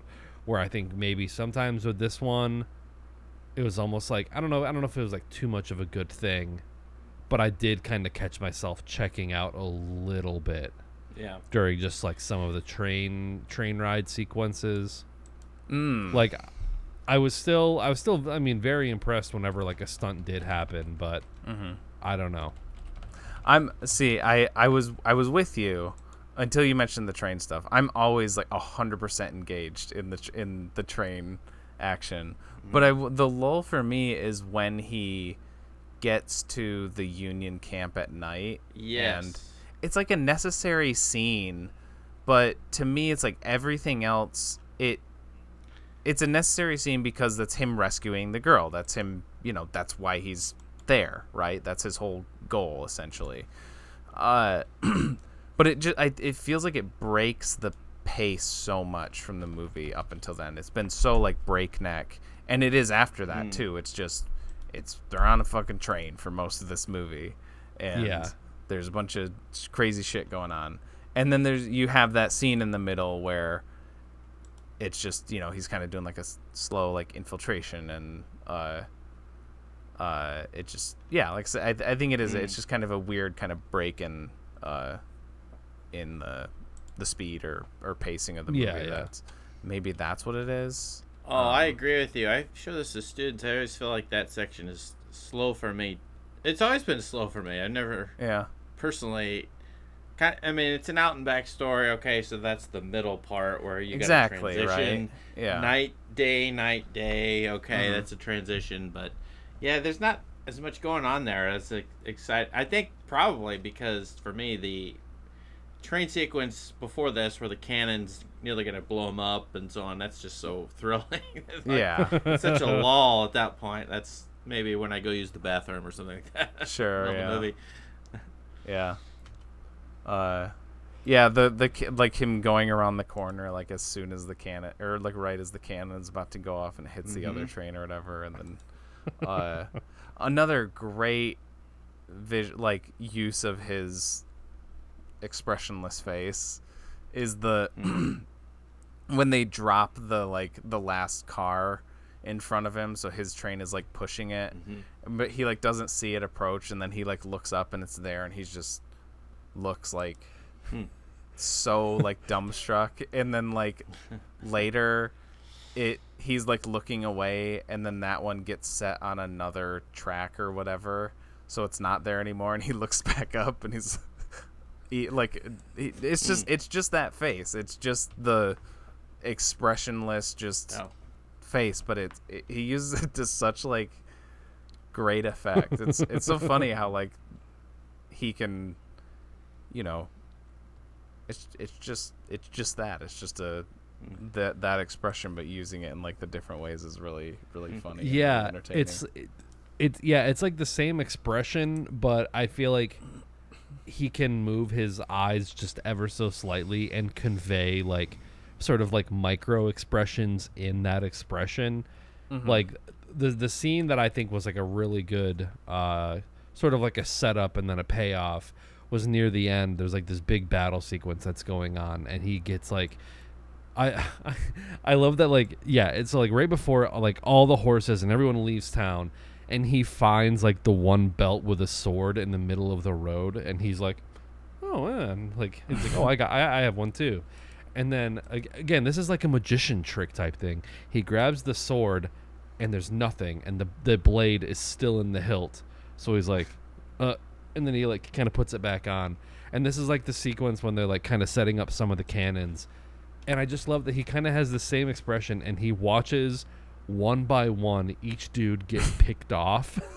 Yeah. And it's like he looks annoyed with them at dying, because he's like pointing at the guy down there, and then they drop, and then he drops, and then the last guy, he looks at him and he's like, down there, and then the guy goes, he kind of does the classic like and like falls over, and the whole time he's just like look, he like watches him fall to the ground, and he's just like ugh. And then of course the payoff to this is that I think he gets startled, and he whips no, he does kind of like a gesture that's like, you know, Valley Forge. Yeah. And the blade goes flying off and goes into the back of the guy that was like shooting his comrades. And it's just like he kills this dude accidentally, essentially. Yeah. That's like picking off all of the guys. Yeah. Yeah, that was a good one. That is a good gag.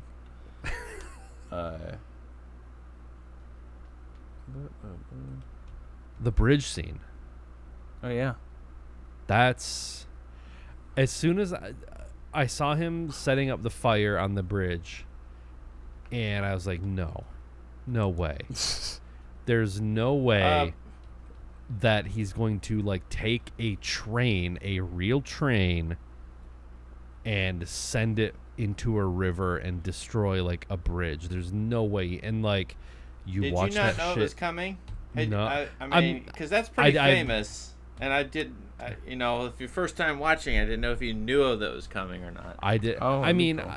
Just like seeing that he set it on fire, and knowing, just like after watching Sherlock Jr. and like kind of seeing his whole deal of like what he's willing to do for a shot, I was like, he's gonna do it.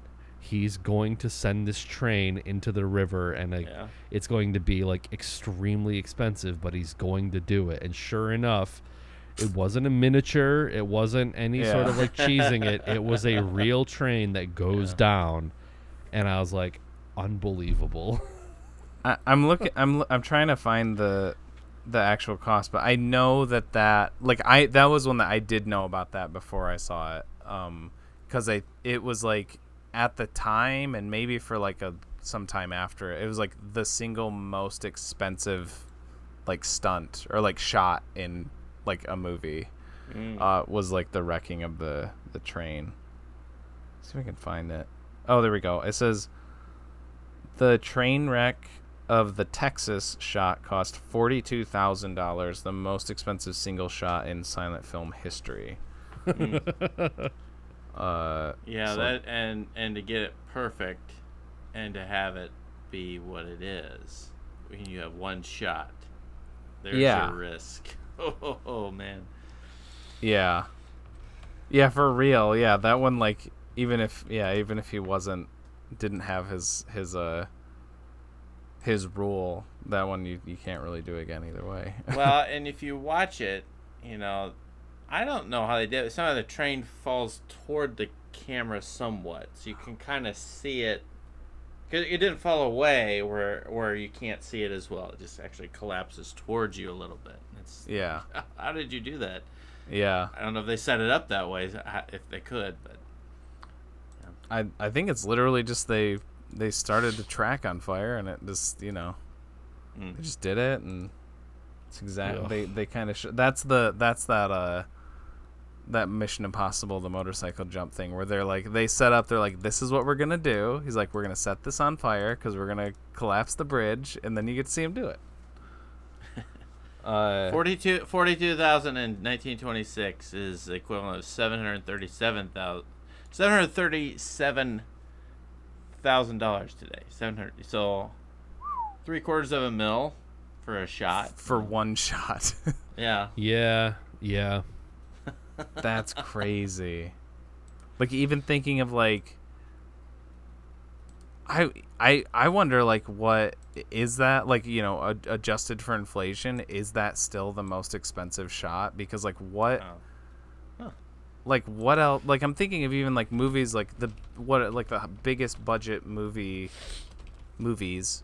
are like 200 to 300 million. I think those are like the top of the top ones. It's like, you're telling me that they're spending, like, that's still a, a 0.5% of the entire budget on one shot, maybe. Yeah, but also, like, with those big budget movies now, I don't know, they're not like destroying anything like that. They're not doing anything. I mean, well, their equivalent is, it's CG. CG costs a lot of money, and that's true. Reason that their things cost. So maybe it's like, oh yeah, this one is more expensive than the shot in the general, but it's just Avatar or something, Because like I'm trying to think of like an equivalent modern, like, something that's like a big spectacle, like a big shocking thing where it's like they do something real, in like an actual space, something crazy like that. Well, I think like that's the thing, is like, I think a lot of the movies that do that, like that we were talking about, the ones that do stuff practically, I feel like they tend to be cheaper. Like, as far as I know, like, I don't think the Mad Max movies are that expensive relative to, like Hollywood blockbusters or whatever. I think the Lost pilot was one of the most expensive pilots ever made. Yeah. And I think they used like a real plane hull or something like that. Like, I think they actually used, like, they got like a real plane or something like that to do a lot of those shots. So I mean, maybe that. Yeah. I don't know. Mark Hamill in The Force Awakens was paid $3 million just to show up for that one little moment. Well, so there you go. I guess sure. I wasn't thinking about that, but yeah, if you're talking about, like, I mean, I know people have gotten paid a lot of money for not being in movies that much, but yeah, he basically is in that movie for like a shot. So if you pit that against the train wreck in this, well, I mean, I just saw The Godfather Part 2, and near the end of that movie, they do the flashback to Don Vito's birthday, and it has everyone around the table. And apparently, I read that James Caan, basically, he got, in order for him to show up in that little cameo role for like part 2, he got paid essentially his entire salary from the first movie for 1 day of shooting. Damn. for that cameo. Damn. So that's, I don't know how much that was, but I'm pretty, like, an entire film's pay for like a scene. Yeah. And of course Marlon Brando was supposed to be in it, but he like didn't like the way that the people at Paramount treated him, so he just didn't show up. Right. Well, it was amazing that train, they not only wrecked it, but they left it. So then it became, if I remember correctly, a tourist site for people to come see it on the wrecked train. And that's kind of, I think World War II, they actually then scrapped the train and used it for the steel, for the war. Okay. So that's not there, of course. Oh. Was that also in what is it, like Cottage Grove or whatever, Oregon? Because I know that's where most of the movie was shot. I don't know. Okay. Somewhere around there. I was just looking a little bit ago that apparently they have like a mural of Buster from this movie at their town or whatever. That'd be kind of cool to see.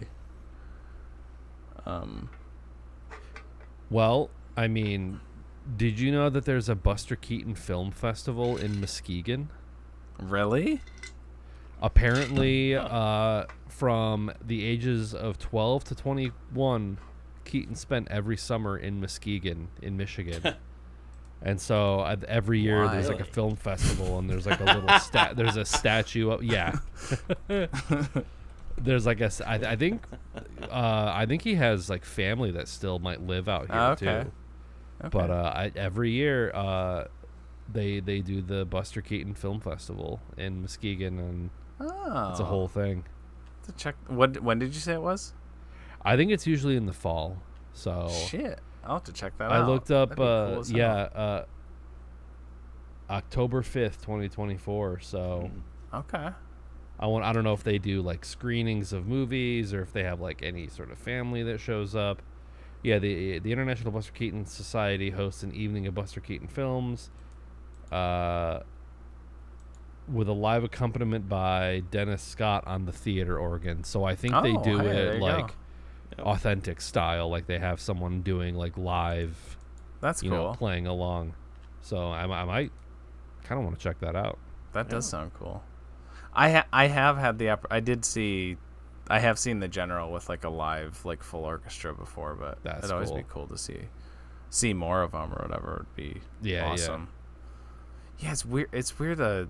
Did you know that Al Capone and other like of Chicago like gangsters or whatever of that type, they used to like summer at Gun Lake. Yeah. Whoa. There's like it's not the same building or whatever, but there's like on the place where it was, like his house is like there. That's wild. Yeah. Gun Lake is like miles from our hometown. Yeah.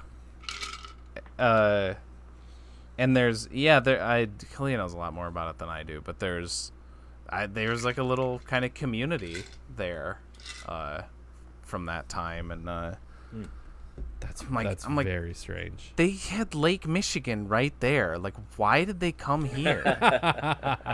I totally didn't plan this, but I was kind of talking with Josh about this before. Like, why do people want to come to West Michigan? Doesn't make sense to me. We don't have a lot to offer other than Lake Michigan, which they have in Chicago. True, very true. The beach isn't as nice, but yeah, it might have been back then. Not quite as. I guess it's not West Michigan. I guess maybe like Northwest Michigan, like the dunes. I guess the dunes are kind of cool. The more north you go, the better it gets. But down here, it's just like, this is farmland and some some like inland lakes. I don't know, man. Yeah.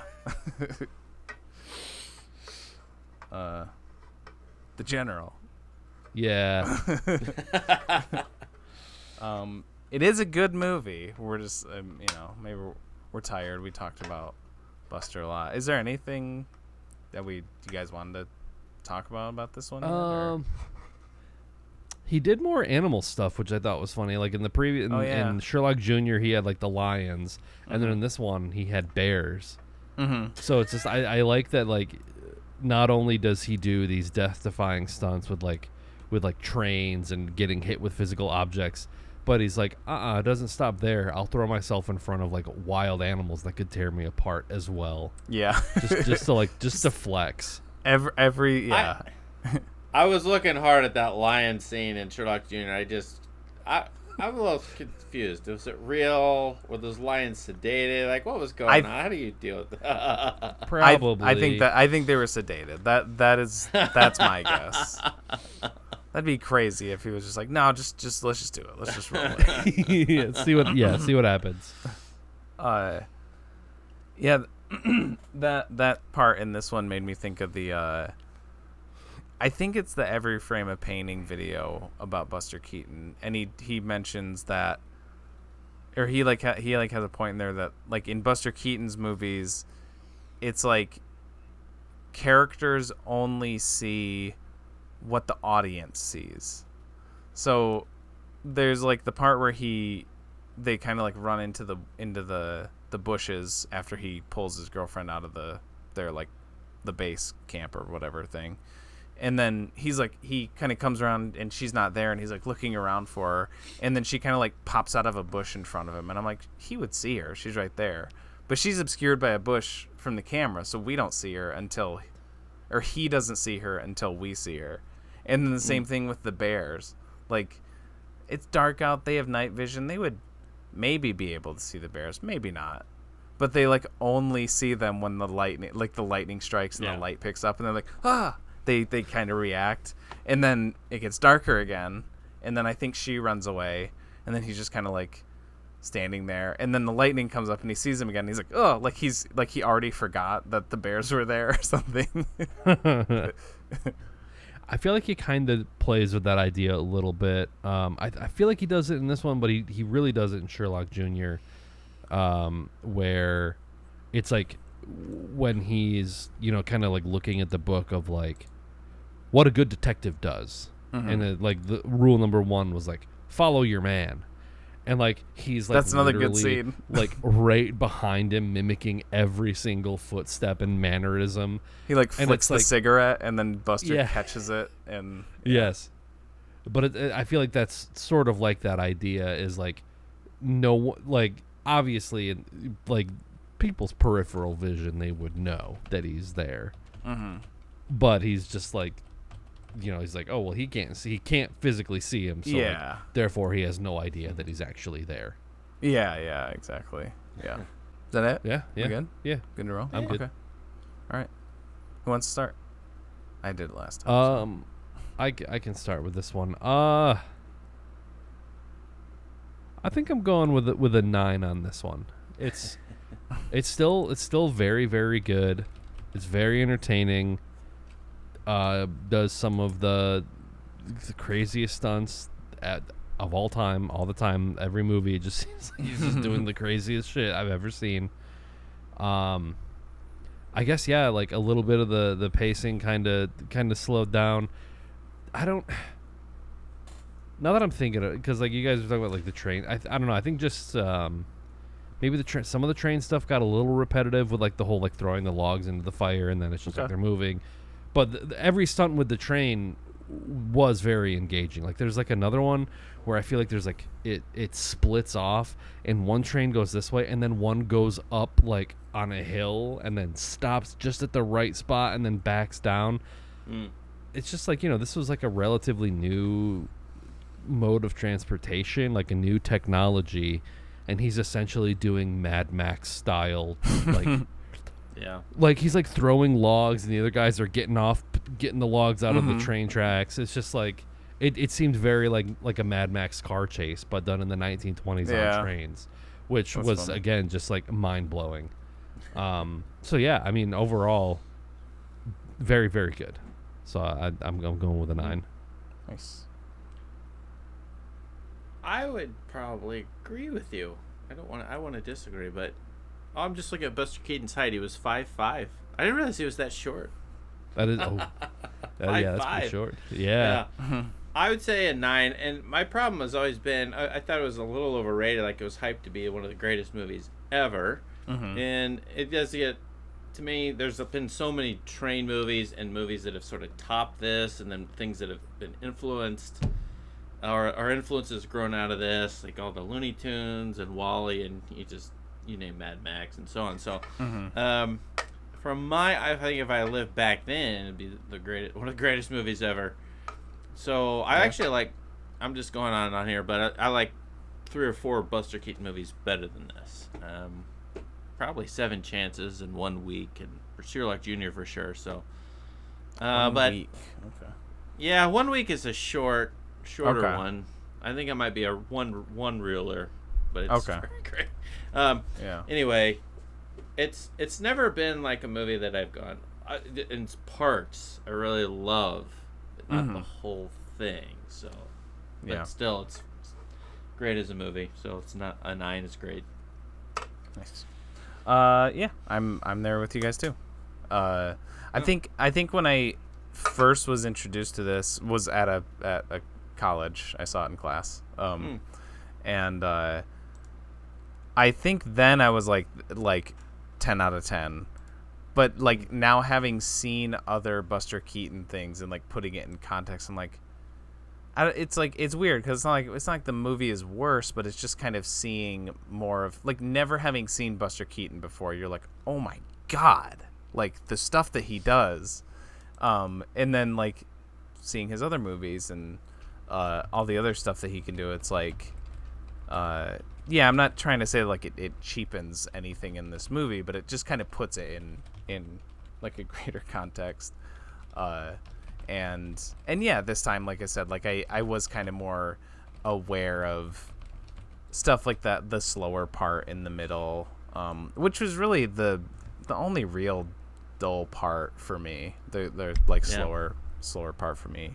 Most rest of it is pretty enjoyable, pretty funny. It's got all his hallmarks, and like it is a weird realm that his movies sit in, how like just how crazy entertaining they can be, and just they just evade most criticism from me, I guess, because like he has so many movies to me that are like 9 or 10s.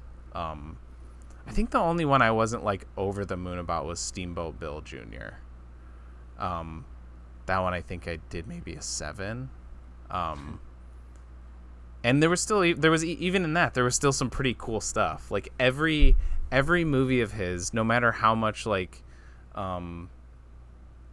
like Sherlock Jr. or basically everything I've seen after this, I would watch, like I'd see like clip reels of like stunts of his on YouTube, and I'd be worried. I'm like, man, I've seen so many of his stunts, and yet I'd still watch his movies, and I'm like, there's so many in, like, yeah, I'd seen a handful of the stunts in Sherlock Jr. before I saw it, but there was still so many that I had not seen, because there's just so much that he does that, like, I know that when I watch a Buster Keaton movie, no matter what, I'm going to be going, what the fuck, at least a few times.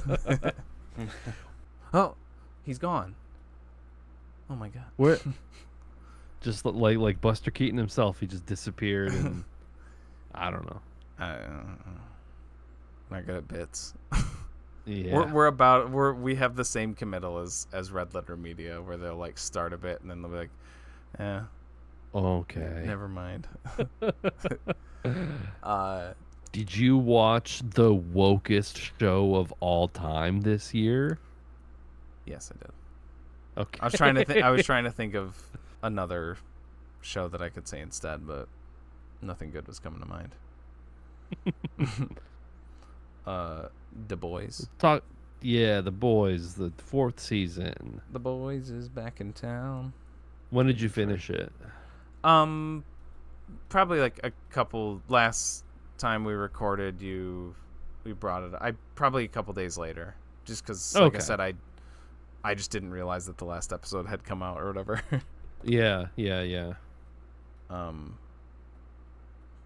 This is an interesting one to talk about, I guess, just because I haven't seen. It's all been like, somebody else who has watched it has mentioned that apparently like this season wasn't as well reviewed as the others, or like it's not as overwhelmingly praised, at least. Yeah. But I think it's just, to me, I think I'd said this when we were doing Boys Will Be the Boys, that like the show's maintained a pretty consistent level of quality to me, and I would say that still. Like, gun to my head, I would say season 2 is my favorite, but really I'm like, I can make a case for any of them, really. I think they're all pretty equally solid. I've really enjoyed all of them. I mean, I guess like relatively equally, but there are some like things that waver a little bit in terms of like liking it or not, I don't know, like disliking episode it to episode. Yeah, like I think with season 4, there are like a couple things that like I wasn't a super fan of, and it wasn't really anything to do with like the characters or like the plot, but more so like kind of like that thing with Succession, where after a while it sort of feels like it's treading water, where it's just like, this person acquisition, we got this company, but then we're going to do a merger with them, but then we're going to backstab, and then we're going to merge with them, then we backstabbed. I think with The Boys season 4, it felt a little bit like treading water. Like they was like, all right, we got to do this plan, but I've got this plan, and I feel like it took a little while for it to like really like get going. Okay. And then I don't know, I guess that was like a big highlight of the season, was that people were like, Frenchie's gay, like they keep referencing like January 6th and like woke stuff, and like they're just, I don't know, I can't fathom being like a person who looks at Homelander and like doesn't understand the satire. Like it seems like a lot of people enjoyed the show up until we all like this sucking season. The titty, so. And that's good point. But it's just like, I can't imagine being a person and like watching every episode, and then this season being like, wait, are we being made fun of here? Yeah. Is Homelander supposed to be the bad guy? Is that what it is? Is that where the I guess that's crazy. If that's it, I don't know. Because I think a lot of like right wingers online are like obsessed with like pedophile hunting and like being all pedophiles. The Democrats are pedophiles. Yeah. So I think with like maybe like the stuff with Firecracker and like this, because like Firecracker is clearly like a QAnon person. Yeah. That like, and I feel like that's, the show is pretty overtly like making fun of that like right wing stuff. Mm-hmm. But I think Firecracker is like maybe the most like blatant. Like, sure, we're not even trying to be like kind of subtle about it. Yeah. And I think maybe that's what's going on. I feel like there was like this is gonna sound like out of the Boys writers room, but I feel like there was like a cultural shift when Elon Musk bought Twitter. Because it's like, because like the verification system on Twitter changed, where basically anyone can pay $7.99 and they get a blue check, right, and their shitty opinions get launched to the top of everyone's feeds. Yeah. And so now like every single reply to like a big tweet is like 17 like based Christian nationalist fascist Twitter accounts. And so it's like I think a lot of the opinions about The Boys were like amplified that way too, where like whenever people complained about the show online, they're all the same type of people that would pay to use Twitter to get their dumb opinions blasted everywhere. So you know what? For all I know, maybe the season wasn't revered that way, and just like some of the online spaces that I occupy, I just saw that opinion over and over and over again, where they're like, this show sucks now, the show's woke, it's making fun of like pedophile hunters who are based and good and awesome, and the pedo hunter YouTubers are like, it's like a whole cottage industry. Like that shit weirds me out. Like the sort of like vigilante, like To Catch a Predator type thing. Yeah, they'll want to be Batman shit. Yeah, yeah. Because then there are like videos of like them like trying to trap a guy at like a Home Depot, but then the pedo that they like trap will like beat the shit out of them, but like they still have to post the content because it's like that's their YouTube bag. But it's just like, it's so funny to me that like you guys entrap the guy and then he kicks your ass, but you're like, well, we still gotta post it, we still gotta get the YouTube ad revenue, and it's just like your camera guy getting the shit kicked out of him by like a jacked pedo dude. But anyway, I feel like that's like, I think that was like a big amplifying force of like people complaining about the show being, like too on the nose about making fun of like conspiracy theory right wingers, because that was like a huge portion of the show this season, I would say. Yeah, definitely. I've talked a lot. No, you're good. I talk a lot most of the time, so.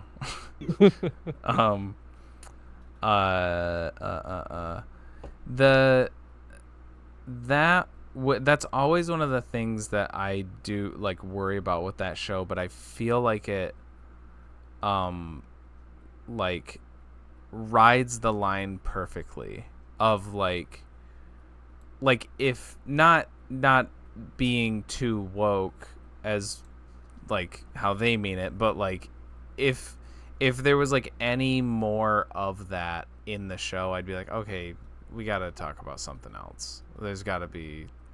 So it's like I said, it's ridden that line like just right for me, where like if it was just a little bit too much more, I think I would start to get annoyed, and that would maybe like make me like enjoy the show less. And I think that's like whenever, because there's such like gaps between the seasons, that in the interim when I think about the show, I think it's more like that, and then whenever a new season comes out, I'm like, oh no, okay, it's not as bad as I remember, or as I think it is, or whatever. So I don't know, I'm okay with that. I will say probably my biggest complaint with this season, or like just not complaint but just disinterest, I didn't give a fucking shit about Frenchie's gay relationship.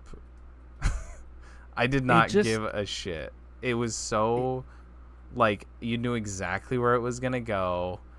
It was boring, and just, it was incredibly cliche. Like the whole thing was just like cliche romance subplot, and it's like, yeah, we know that him and Kimiko are actually interested in each other and stuff, and I like that payoff because I do like them together. I like their like leading up. I like their relationship in the show. Because it was like revealed, like he basically came clean to the guy. Yeah, and then he's like, never talk to me again, and then that was it. He was gone, and then he turns himself into the police because of that guy. Like, yeah. Which then again, he like gets busted out of jail almost immediately. So I'm just like, yeah, it was definitely one of like the weaker sort of like subplots that I don't know. Yeah. And then there was another moment that made me like yell at the TV, was and by the end of the episode, she'd kind of, I think she was cool or whatever, But in the last episode where there's like I think I know what you're gonna say. The shapeshifter who like is impersonating Annie, and Huey like, or the shapeshifter kind of starts it, but they like propose or whatever. They get engaged and they have sex, and a lot or whatever. They do relationshipy things because Huey thinks that it's Annie. But then when it's revealed that that's a shapeshifter and the real Annie was like tied up or whatever, and she's like, you proposed and you had sex with her, and she's acting like he cheated on her. And it's like, dude, I'm like, I would understand like if, you know, in this hypothetical scenario, if I was in her shoes, I would definitely understand feeling insecure about that. But you don't get to be mad at him, and that's one of the cycles that this show does. That it does less now, but that was kind of going back into it, of their you know, lovebirds, and then usually Huey does something behind her back that puts a strain on the relationship for a little bit. Right. And that felt like this season they didn't have any of that. They were, you know, pretty copacetic the whole time. And then they're like, oh, but we got to have the little relationship strain, so we're going to do this stupid, nonsensical shit. Yeah, it definitely did not feel justified at all for her to be mad at him. And then, but also wasn't there like a line that he said where he was like, you know how I know it wasn't you? Like, she wore this dress, or I feel like there was like a line that he said. Sounds familiar. That almost made it seem like he did know. Maybe I don't know. It's been a couple weeks since I watched the episode, but I feel like there was some sort of line that he said to her that was like, it was kind of like one of those like, you know, I'm gonna win the argument lines in a show where it's like, actually, you know what? You know how I know it wasn't you? Because she actually was interested in like doing girly things or something like that, or like wearing a dress. I think, because I think he was just saying that to make her feel better. That could be it too. I think because there is a definite moment where he realizes that it's not her, and he immediately is like oh shit, awkward, and like he can't like talk he can't even like look at her face. He's like sweating, and right. Whereas before that, he was all like normal and everything. So, but I think what he was saying there is maybe retrospectively, he was like hindsight 2020. He was like, oh yeah, that makes sense. She did do this thing differently, and that was kind of weird. But in the moment, he probably didn't even think anything of it. Huey kind of had it rough this season. Yeah, because if you really think about it, he kind of got like sexually assaulted twice. Oh wait, I wasn't even thinking. Are you talking about like the shapeshifter? The shape. So like, I mean, yeah, I get it's because basically it was under false pretenses. Yeah, false pretenses. Yeah, that's it. Yeah. Yeah, and then the other one is like the one in the Tech Knight's basement. Yeah. With Ashley, and just like, I mean, it's played for laughs. I did see some people online that were like, this is a little too far. This is sexual assault. But I don't know. I guess like the show didn't really like play it that way, and it's not like Huey's like super duper traumatized. So like I didn't immediately read it as that. I just thought it was another wacky sex situation that happens in this show fairly frequently, it seems like. Yeah. That was kind of in the back of my mind for that. I was like, but yeah, it's the vibe of the show is like, I feel like it's just like understood that that's like the nature of this, is you're gonna be in these situations with like, because like they know that superheroes are like depraved sex freaks. Because like did they go to Herogasm? Were they there for that? Or was that just like I don't remember what it's like in the show. For some reason, that's like one of the.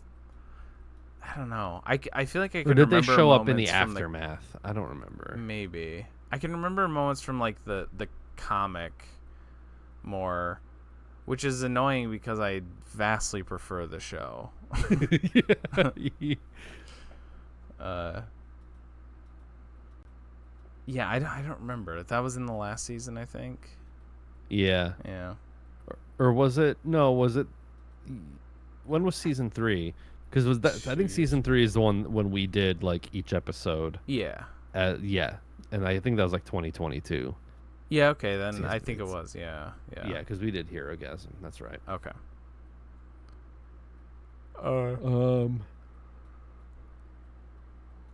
And then I thought you were gonna mention him having a rough season because of his dad too. That was also, I mean, it was sad, but also it was kind of funny watching his dad like shapeshift through people. Like there's like that dude, the dude in the hospital bed, and he just kind of walks in and then like rematerializes and his guts just fall out under the bed. He's just like, yeah. Oh yeah, or isn't he's like in bed and he's like talking to like his wife or like the nurse or something, and she's like, you're you're on your road to recovery, you're gonna be doing great. Yeah, that was and then he good. just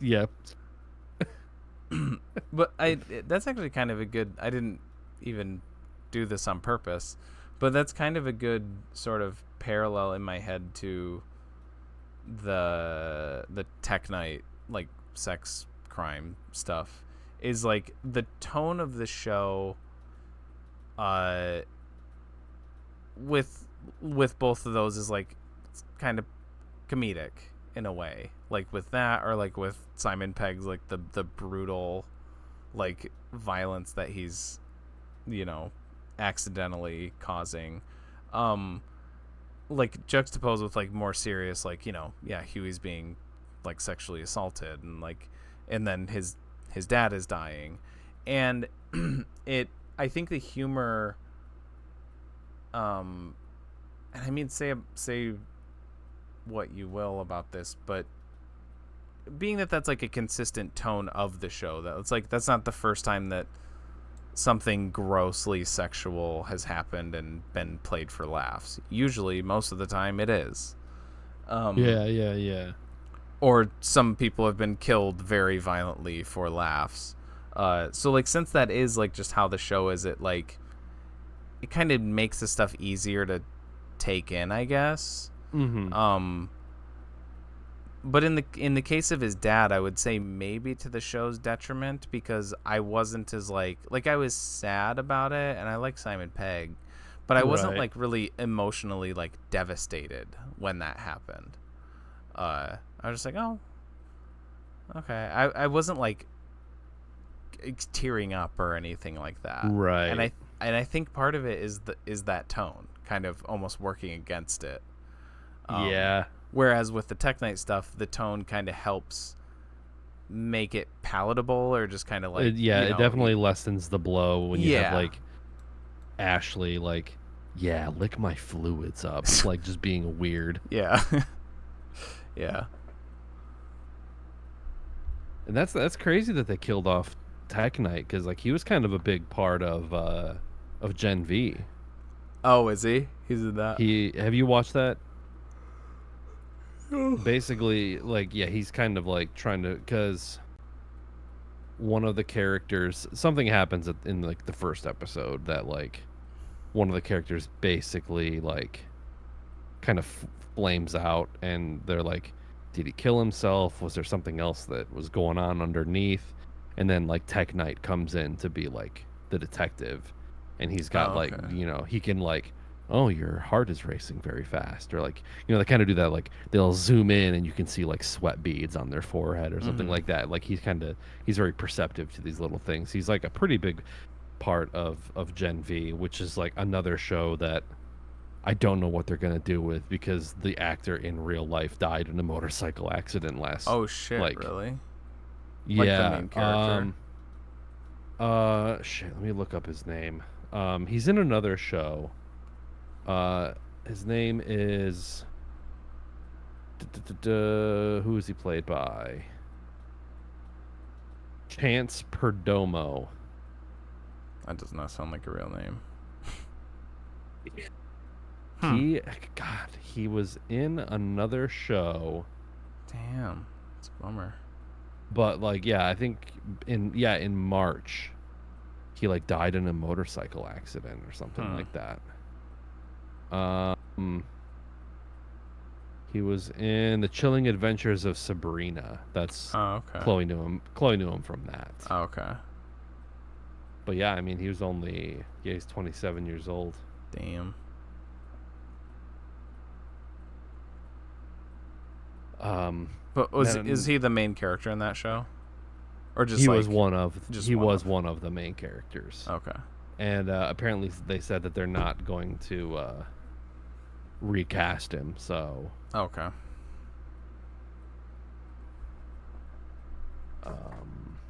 Yeah, a couple other characters are from Gen V as well.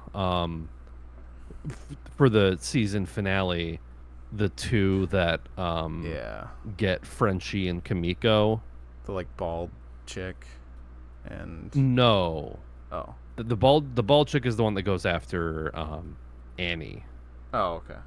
And I'm pretty sure she was I think she was one of the prisoners released in like a previous season. Oh, okay. I think that's who that was supposed to be. Because she was in like a hospital gown type thing. And I think Love Machine was also one of those prisoners with like the huge penis. Yes, I'm pretty sure he was in The Boys before. Yeah.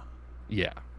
But when like Frenchie and Kimiko are, she's like the blonde girl that walks up and like touches Frenchie's neck and like whispers something into his ear. Oh, okay. That's so in Gen V, they call her character is called Pusher, and basically if she has skin to skin contact, she can like tell you what to do or whatever. And yeah. Okay. Like, because like part of her tragic backstory is just like, I told my brother to get lost on a family camping trip, and he literally went missing because she told him to get lost. You know. Damn.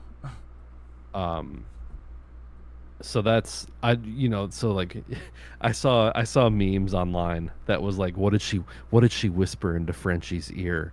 Because like he just walks away from Kimiko, and one of them was like, she just whispered, "You're gay again."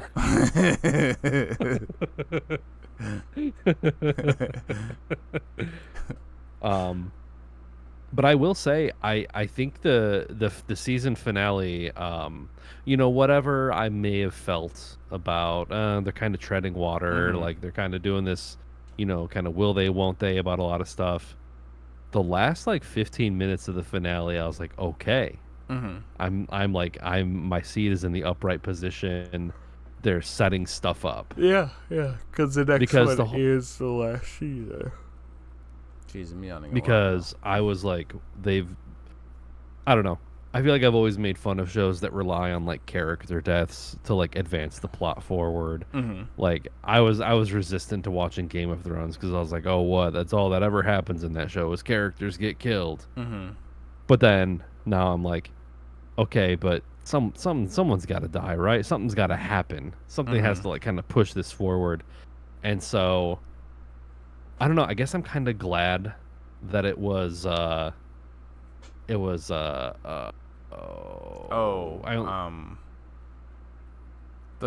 know her real name is Claudia.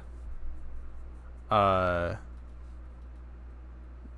it. The vice president. Yeah. Oh, I thought you were talking about the older blonde Mallory. Yeah, that's what I thought you were talking about. When they're like trying to get Ryan to stay, and then he like, God damn it, I can't think. Victoria Newman. Vicky, Newman. Yeah. That was surprising.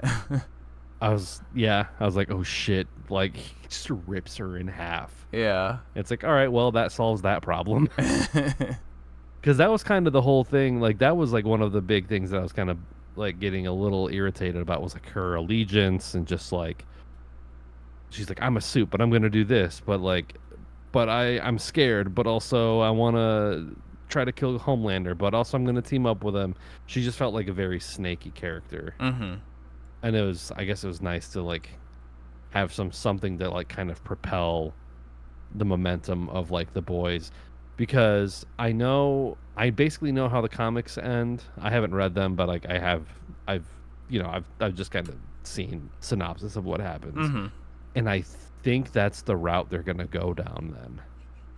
Then Might be. because they You're talking about, like, already with Butcher. yeah They're they've- definitely setting it up. yeah Because he up until this season he hadn't been as like hateful as Yeah. he, or like out for like, yeah, I'm gonna commit like genocide.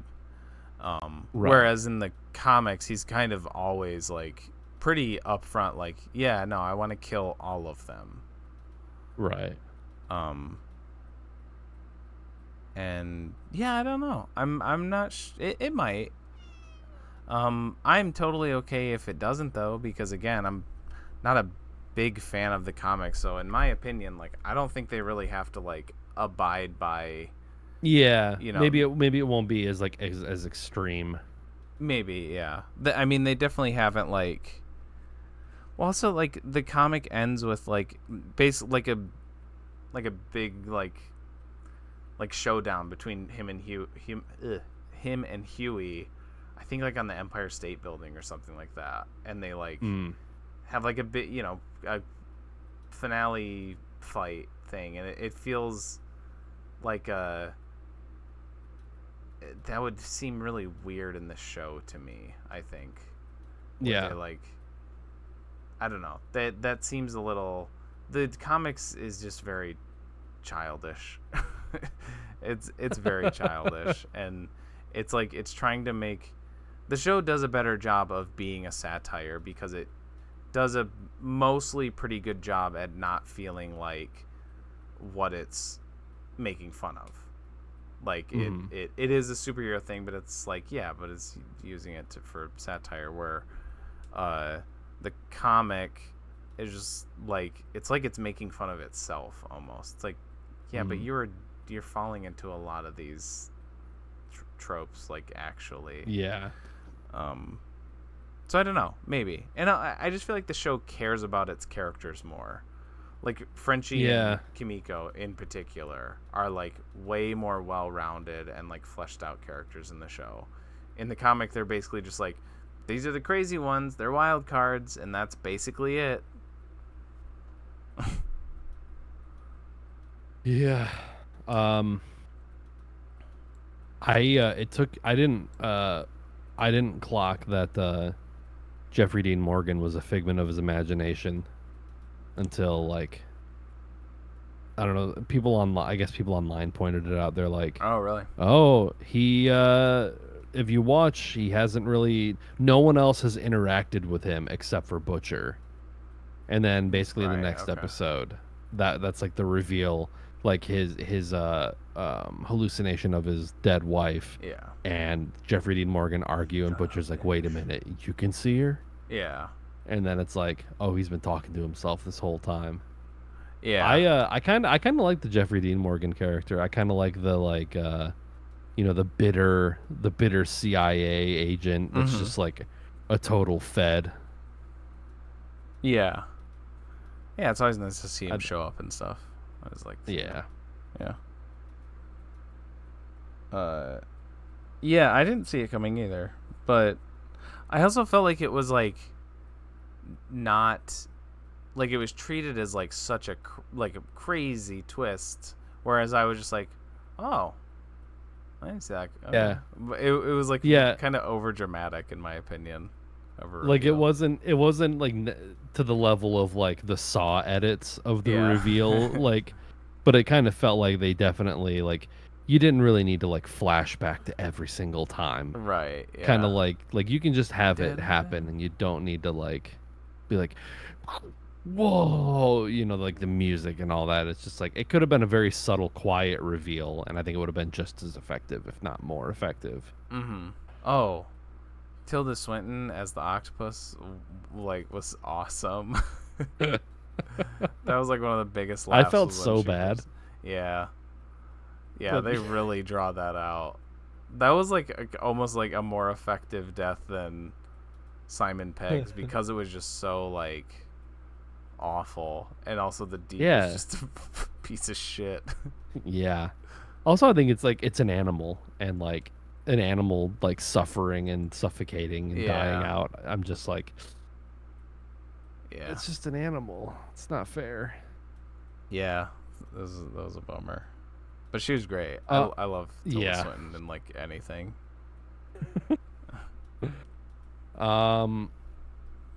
Again, I don't know. It's not necessarily like treading water, but I think something needs to happen with Homelander's character. I felt like this season was just a lot of like staring and lip trembling, like that kind of doing that thing Yeah. that he does. That felt a little bit like too much. Uh-huh. Like just like, yes, we get it. He's very, very like narcissistic and unstable. Although I did enjoy the part where like the broken mirrors were all like the different like cracks of his personality. Yeah. I saw that was so fun. many like Disco Elysium memes about that, about just like your different thoughts like condescending to you. Is like, oh yeah, that's basically how that game works. But again, that the way that the finale ended, I'm like, okay, I feel like it's like built momentum into like the series finale, like the last episode. So I honestly wondered if they were like gonna kill Homelander off this season in some way, like just as like a sort of like shocking, like, oh, bet you didn't see that coming. Yeah. But right. I feel like that was Newman because of just like Sure. the very like, non. It was just like very quick and brutal. Yeah, Like it it didn't was have surprising. any sort of like, epic monologuing where like they're yelling at each other. Butcher just shows up and like grabs the tentacles and just like, Yeah. and it's just like done with no fanfare. And I was like, yes, this is that like violence Yeah. that is either funny or can be very effective and shocking. And I really liked it. Yeah.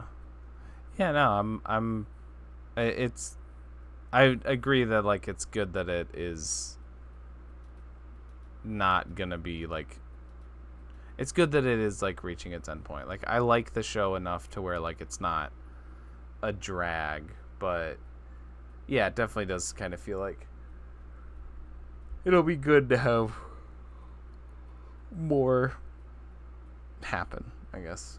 Yeah. Although they are making a prequel spin-off series with Soldier Boy and Stormfront. Really? Like Yeah, set in there's, like World War II or something like I that? think maybe. Interesting. I saw that there was like some Amazon Prime announcement that they ordered a season, and I think they're gonna have the guy who plays Soldier Boy. I think they're gonna have like the cast come back for that. So Okay. I don't know. I liked Gen V enough that I'll watch another season of it, but it's like I feel like it's kind of hitting that point where like once the show's done, I don't really think you need to do a ton of like spin-offs, really. Yeah.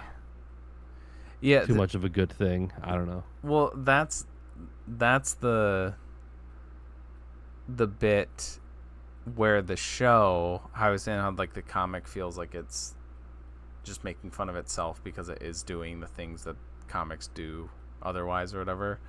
That's the part where the show does that. Like there's Diabolical. They're gonna have like the Marvel exactly timetable. Like how there's all the Marvel and Star Wars shows, and it's like, oh, you gotta watch Gen V because now the characters are gonna be in The Boys. If you don't watch that, you're not gonna be caught up. But I was just like, no, I get it. They're from that show. Okay, I get it. But that's annoying as like meta textually or whatever, because that's what all the other like big studio like franchises do. It's like, you're better than that. Yeah, do that. Don't become that. Yeah. Because like if you follow any of the like Vought social media pages, that's exactly how they post, is like next season on Vought Plus, like the Homelander show, right? And then it's like you're gonna become that IRL. Yeah, exactly. Yeah. Yeah. So I don't know. Maybe is it gonna be 2 more years for the last season? Maybe they'll do a season of Gen V next year, and then I the think last that's season the plan. was the year after. I want to say like he died right before they started filming again. Oh damn. So like that, I don't know. That really puts the writers in a corner, like how they're gonna handle that. Mm-hmm. So I don't know. Yeah. It's a bummer. Well, Yeah. Speaking of writing ourselves into a corner, Yeah. segue. Mhm. We got a movie next week that I'm gonna pull out of the cup right now. Yeah. I'm doing it. I'm pulling out the butt plug. And ooh. The movie that we're doing next week is from 2014, directed by Jermaine Clement and Taika Waititi. What We Do in the Shadows. I have not seen this movie in a long time. It's been probably bit. close to a decade since I've like the last time I watched it. I think was with a group of people in Kalamazoo, which is like Damn. at least like 7 or 8 years ago. So That's that's exciting. Yeah. I have seen this movie a lot, but it has also been a minute since I last watched it. So nice. Is this gonna make me hate the show? I don't know. I might be the only person that like really dislikes the show. Watch it. If you don't want to be spoiled for it, watch it before next week's episode. These come out on Wednesdays at 7 p.m. EST on YouTube and Spotify and Apple Podcasts and more in audio form. We also have social pages on Facebook, Instagram, Twitter, and TikTok. And with all that said,